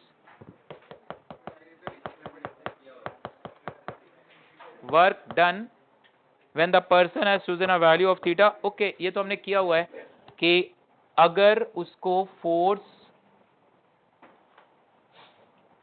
ऐसा लगाना है कि कम से कम फोर्स लगाना पड़े, तो वो जो एंगल आता है वो आता है tan theta equal to mu. ये लॉज ऑफ मोशन में हमने किया हुआ है, या फ्रिक्शन चैप्टर में, कि अगर आप इस एंगल पे फोर्स लगाओगे तो आपको फोर्स सबसे कम लगाना पड़ेगा, है ना, क्योंकि ना एक समझौता सा करना पड़ता है, क्योंकि f cos थीटा खींचेगा तो f sin थीटा भी हेल्प कर रहा है। यहाँ पे f sin थीटा माना कि ब्लॉक को खींचने में हेल्प नहीं कर रहा, बट फ्रिक्शन घटाने में तो हेल्प कर रहा है। आप पूरा फोर्स हॉरिजॉन्टल लगा दो, कहो सर मैंने तो पूरी ताकत हॉरिजॉन्टली लगा दी, यार फ्रिक्शन भी तो ज्यादा था। जब तुमने एंगल पे फोर्स लगाया तो तुम्हारे फोर्स का वर्टिकल कंपोनेंट फ्रिक्शन घटाने में हेल्प भी तो कर रहा है, तो वो दोनों का समझौता जब हमने किया तो पता लगा यार इस एंगल पे फोर्स लगाओ, करा हुआ है ना, याद है, तो बस फिर तो हो जाना चाहिए। अगर आप इस एंगल पे फोर्स लगाते हो and then it says that find the work done, तो ये फोर्स आ गया, ये फोर्स कितना आएगा, F cos theta is equal to mu N, और n की वैल्यू कितनी आएगी, mg minus f sin theta आएगी। इस तरह से प्लीज आप मुझे ना फ्री बॉडी डायग्राम बता के ना बताना पड़े, यही हमने सीखना है, सो दैट स्पीड इतनी हो जाए कि आप फट से समझ जाओ चीजें, यस सर ऐसे आ गया ये, क्योंकि पिछला किया हुआ काम है हमारा। ओके, यहां से F निकाल लो, and then what will be the work done? Work done will be force into displacement. Displacement कितना है? 0.20 metres into cos of the angle between them, done. तो बस यहां से बच्चे F की वैल्यू निकालो और रख दो यहाँ पे, क्लियर है? और tan थीटा को कितना लेना? म्यू लेना। तो ए पार्ट और बी पार्ट सेम ही थे, बस वहां पे tan थीटा को म्यू लेना था हमने, ठीक है? याद रखना, मंडे में चेक करूंगा ये 21 से 30 वाले भी, 1 से 20 वाले भी, मतलब 30 तक सबके होने चाहिए कंपलसरी, 30 तक। ओके, आप उसके आगे कर लो तो अच्छी बात है। 19th क्वेश्चन देखो, बात है नहीं बच्चे? Water falling from a 50-meter high fall is to be used for generating electrical energy. If itne kg of water falls per hour and half the gravitational energy can be converted into electrical, how many 800-watt lamps can be lit? तो हो जाना चाहिए। Answer match नहीं कर रहा। G की value 9.8 लेके करो, आ गया था? करना है सॉल्व, हेजिटेट नहीं करो, जिससे नहीं हुआ बताओ, आई विल सॉल्व। ये वाटरफॉल है, यहां से पानी नीचे आ रहा है, बातें नहीं बेटा। 1 घंटे में 1.8 इंटू 10⁵ kg पानी आ रहा है, तो 1 सेकेंड में कितना आएगा? सो 1 सेकेंड में मास कितना आएगा बाहर नीचे? 1.8 इंटू 10⁵ kg है, divided by 1 hour, that is 3600। तो ये आ गया kg पर सेकेंड। 1 सेकेंड में इतना पानी नीचे आएगा। तो 1 सेकेंड में पोटेंशियल एनर्जी हमें कितनी ऑब्टेन होगी in the form of kinetic? mgh। पानी के गिरने से उसकी पोटेंशियल एनर्जी घटी और वो किस में कन्वर्ट हुई? काइनेटिक। और पता है क्या होता है? ये पानी नीचे गिरता है, नीचे ऐसे बड़े बड़े ब्लेड्स लगा रखे होते हैं, उन पे आके पानी गिरता है। ब्लेड एक नहीं कई होते हैं, वो ब्लेड्स ऐसे घूमते हैं और वो घुमाते हैं एसी जनरेटर के अंदर रखी कॉयल, जो तुम लोगों ने 10th में पढ़ा हुआ है, उससे फिर इलेक्ट्रिसिटी प्रोड्यूस करते हैं, ठीक है? हाइड्रो इलेक्ट्रिक मतलब पानी से आप इलेक्ट्रिसिटी प्रोड्यूस, डैम वगैरह में यही करते हैं, पानी रोक के रखते हैं, सर्टेन हाइट से फॉल कराओ, वो ब्लेड्स को घुमाएगा ऐसे एंड इलेक्ट्रिसिटी जनरेट होगी। सो mgh पोटेंशियल एनर्जी का कन्वर्जन हुआ काइनेटिक में, बट सिर्फ इस एनर्जी की आधी एनर्जी ही हम यूज कर पाते हैं इलेक्ट्रिकल एनर्जी को कन्वर्ट करने में। mgh क्या था बेटे? जूल, और ये मास हमने लिया था kg पर सेकेंड, तो इसलिए ये क्या आएगा? जूल पर सेकेंड। तो ये 1 सेकेंड में तुमने कितनी इलेक्ट्रिकल एनर्जी ऑब्टेन करी वो देगा। ये जूल पर सेकेंड है, वॉट पावर, ठीक है? 1 सेकेंड में इतनी एनर्जी हमने इलेक्ट्रिकल में कन्वर्ट कर दी। मान लो इसकी वैल्यू आ जाती 900 वॉट मान लो, तो इसका मतलब हम 100 वॉट वाले 9 बल्ब्स ऑन करा सकते थे, ठीक है? तो ये जो भी आएगा, this is equal to n times 100।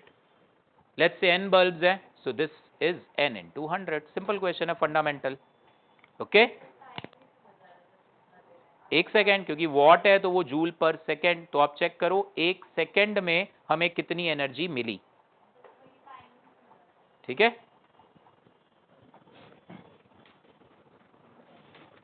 तो क्या अनमोल बल्ब 1 सेकेंड के लिए जलेगा? क्यों भाई? 1 सेकेंड की थी एनर्जी, और पानी तो लगातार गिरता रहेगा, पानी जब तक गिरता रहेगा बल्ब जलता रहेगा, पानी गिरना बंद बल्ब बंद, ठीक है? अरे बेटा जाने दो, खुश हो रहे हो तुम। अ कांस्टेंट फोर्स ऑफ 2.5, 5वां question, accelerates a stationary particle of mass 15 gram through इतना। देखो वर्क डन तो आ गया था, v is equal to u plus, बेटे बातें नहीं, गुरफरमान बेटा प्लीज काम पे ध्यान।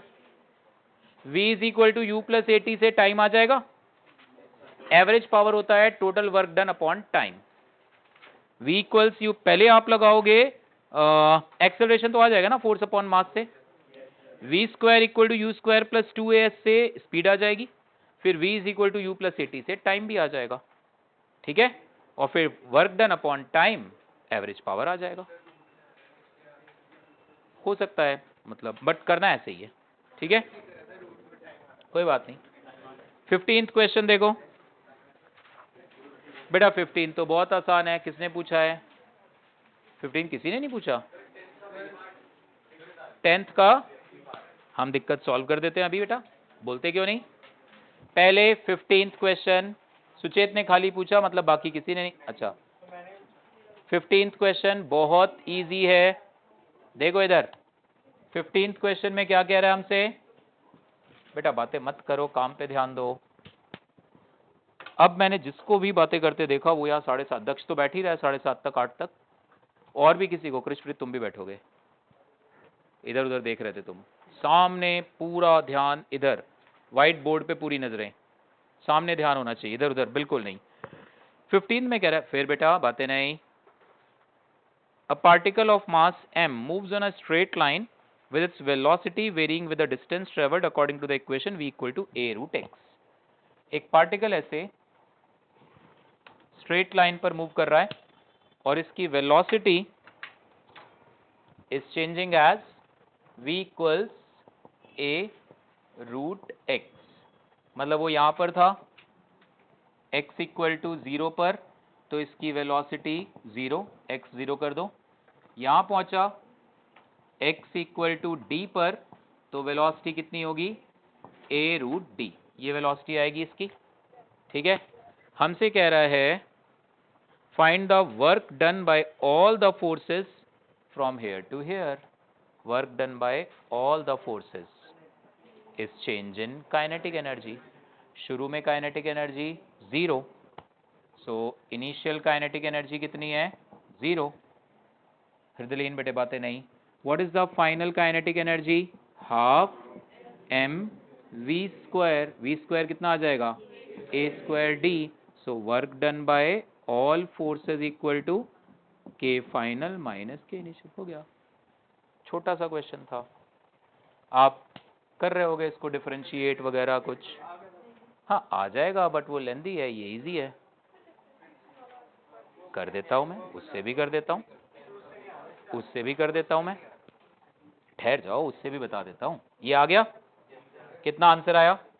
हाफ m, हाँ half m a square d answer आ गया। अब सुनो डिफरेंशिएशन से यहाँ कैसे कैसे, इनफैक्ट डिफरेंशिएशन की भी जरूरत नहीं है। इसकी वेलोसिटी किसी भी जनरल मूवमेंट पे कितनी है? a root x।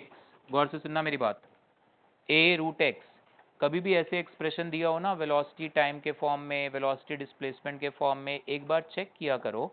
सिमर बेटा इधर ध्यान दो कि क्या ये पावर्स हमारी वो जो 3 इक्वेशंस ऑफ मोशंस हैं उनकी पावर्स से मिलती जुलती तो नहीं है। स्क्वायर करो, इसका क्या आएगा? v square is a square x। a कोई कांस्टेंट है, एक्सेलरेशन नहीं है, a सम कांस्टेंट। ये तो पावर्स मिलती जुलती नहीं है, v square is u square plus 2ax से। इसको कंपेयर करो, इसको लिख दो v square is equal to 0 plus 2 times a square by 2 into x। लिख सकता हूं ऐसे। तो now compare it with v। देखो पावर सिमिलर है, यहाँ पे x स्क्वायर आ गया होता, फिर मेरे पास डिफरेंशिएशन इंटीग्रेशन ही रास्ता था। बट जब एक एक्सप्रेशन में आप देख रहे हो यार पावर, जैसे मैं आपको दूं displacement x is equal to 7t plus 9t square, तो आप उसको ut plus half at square से कंपेयर करा दो। जब पावर्स मिलती जुलती आए तो कंपैरिजन करो। Now this is v square equal to u square plus 2ax। तो यानी इस केस में एक्सेलरेशन कितना आ गया? एक्सेलरेशन आ गया a स्क्वायर बाय 2। ये कोई कांस्टेंट है, एक्सेलरेशन का सिंबल है, उससे परेशान मत हो जाना। सो फोर्स कितना आ गया? मास इनटू एक्सेलरेशन, और कांस्टेंट फोर्स आया तो वर्क डन सीधा force into distance into cos 0। So work done आ गया दिस इनटू d, वही आंसर आ गया। तो यहाँ तो डिफरेंशिएशन की भी नौबत नहीं, मैं क्यों करूँ डिफरेंशिएशन? फिर भी कहोगे कर दूंगा मैं, आएगा यही। ओके जब आपको दिखा कि पावर्स मैचिंग है इक्वेशंस ऑफ मोशन, जबरदस्ती मत कंपेयर कर देना, सर ने कहा था कंपेयर कर दो। यहाँ पे कोई और टर्म है, स्क्वायर आ गया, क्यूब आ गया, कोई और पावर आ गई, फिर ना कंपेयर करना ऐसे। पावर सिमिलर है देन। ओके 10th का बी पार्ट देखते हैं, कर देता हूं चलो। नहीं स्ट्राइक करा, लेट्स से आपको स्ट्राइक नहीं करा कि यार बेटा प्लीज बातें नहीं, आपको स्ट्राइक नहीं करा कि मैं पावर से कंपेयर कर सकता हूं क्योंकि इंटीग्रेशन डिफरेंशिएशन इज यूनिवर्सली, वो तो उससे तो होना ही होना है क्वेश्चन। कर दो इसको डिफरेंशिएट एक्स के रिस्पेक्ट में पहले। So d by d x of v is a times d by d x of x power half. ये आ जाएगा dv by d x is a times d by d x of x power half, क्या आएगा half x power minus half. So यहां से dv by d x कितना आ गया, dv बाई डी एक्स आ गया a upon 2 root x. So now what is the acceleration, acceleration होता है v dv by d x, ये होता है ना acceleration v dv by d x. v की वैल्यू कितनी है, v की वैल्यू है a रूट एक्स और dv बाई डी एक्स की वैल्यू कितनी आ रही है a by 2 root x, root x root x गया, एक्सेलरेशन आ गया a स्क्वायर बाई 2, ये भी हो गया। अब तुम यहाँ पे टाइम के रिस्पेक्ट में कर देते तो भी हो जाता, कोई दिक्कत नहीं थी, फिर मैं चेन रूल लगा के कर देता। तुम कहते सर इसको dv बाई dt कर लें, क्या कर लो, ये आएगा d by d t of root x, उससे भी हो जाएगा। बट व्हेन आई नो कि मुझे v और x में रिलेशन है तो go for v dv by d x. जब v और x में रिलेशन गिवन है तो acceleration v dv by d x से आ जाएगा ना, तो गो फॉर दैट। क्लियर है? बट सबसे बेस्ट है पावर्स आपको सिमिलर दिख रही हैं, कंपेयर करो। क्या क्या क्या?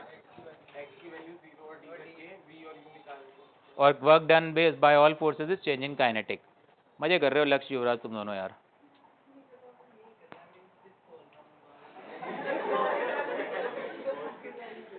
गलत बात है यार लक्ष्य, बेटा मैं दोनों को फिर बाहर करूंगा यार क्लास के स्ट्रिक्टली। यार देखो आई वांट कि भाई फ्रेंडली वे में आप पढ़ाई पे, बीच में ऐसे फिर यार पेरेंट्स को मतलब दे मस्ट नो देन, क्योंकि एक दिन फिर आएगा सर ये ना कर, और तुम लोग ही जाके पेरेंट्स को लोग मुझे ना थोड़ा सा प्रॉब्लम हो रही है, ये हालत ऐसी तो प्रॉब्लम क्यों नहीं होगी, ये कोई मतलब मजे थोड़ा ना हो रहे हैं यार।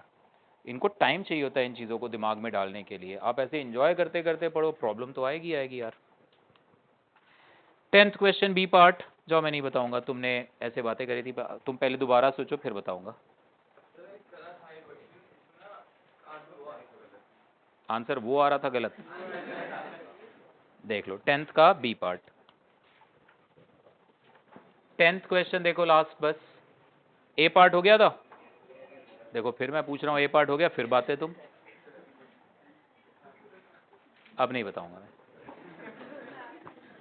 क्लास के मुझसे पूछ, किसी ने और ने पूछना है?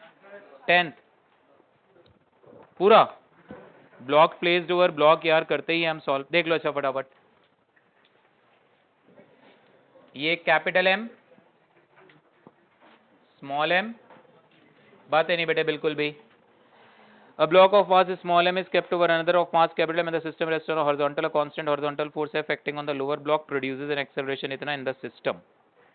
ये फोर्स लगाया F, एक्सेलरेशन कितना आ रहा है सिस्टम का F by 2 capital M plus small m, and it says that both the blocks are always moving together, मतलब इन दोनों के बीच का जो फ्रिक्शन फोर्स है वो है, तो क्योंकि स्मॉल m को वही चला रहा है, उसका वर्क डन जितना स्मॉल m पे आएगा उतना ही कैपिटल M पे आएगा। क्यों? क्यों? क्योंकि दोनों का डिस्प्लेसमेंट सेम है। स्मॉल m पर वो फ्रिक्शन आगे एक्ट करेगा, कैपिटल M पर, ये मेरी बात एक गौर से सुनने जा रहे हो आप लोग, एक अच्छी चीज आने जा रही है इसमें, स्मॉल m पर फ्रिक्शन आगे है, कैपिटल M पर पीछे है, स्मॉल m और कैपिटल M के बीच में स्लिपिंग हो गई तो ये फ्रिक्शन काइनेटिक हो जाएगा, बट इस पे आगे रहेगा, इस पे, मतलब ये दोनों फोर्सेस रहेंगे हमेशा बराबर ही, एक पे आगे एक पे पीछे। स्लिपिंग हो गई तो काइनेटिक, स्लिपिंग ना हुई तो स्टैटिक। इस क्वेश्चन में स्लिपिंग नहीं हो रही, स्लिपिंग नहीं हो रही तो ये दोनों सेम डिस्टेंस आगे बढ़ेंगे, तो फ्रिक्शन फोर्स का वर्क डन इस पे कितना आएगा F इंटू एक्स पॉजिटिव, और इस पे कितना आएगा F इंटू एक्स नेगेटिव। तो अगर इंटरनल फोर्स है दो बॉडीज के बीच का, ये दो बॉडीज के बीच का इंटरनल फोर्स है, उन दोनों बॉडीज के बीच में कोई रिलेटिव डिस्प्लेसमेंट नहीं है, रिलेटिव डिस्प्लेसमेंट नहीं है ना, दोनों का डिस्प्लेसमेंट बराबर है। There is no relative displacement, एक के रिस्पेक्ट में दूसरा रेस्ट पे, there is no relative displacement, in such cases work done by internal forces is 0। Work done by internal force क्या आएगा? 0। अगर फ्रिक्शन होता, सॉरी स्लाइडिंग होती, फ्रिक्शन फोर्स सेम लगता, काइनेटिक लगता, म्यू एम जी, लेकिन फिर एक का डिस्प्लेसमेंट अलग होता, दूसरे का अलग, तो फ्रिक्शन फोर्स का वर्क डन इस पे अलग आता, इस पे अलग, तो total work done by the friction on both the block 0 नहीं आता। सो अगर दो ब्लॉक्स के बीच में रिलेटिव मोशन है तो इंटरनल फोर्सेस का टोटल वर्क डन 0 नहीं आएगा। रिलेटिव डिस्प्लेसमेंट नहीं है तो work done by internal force net 0 आएगा। समझ में आई बात?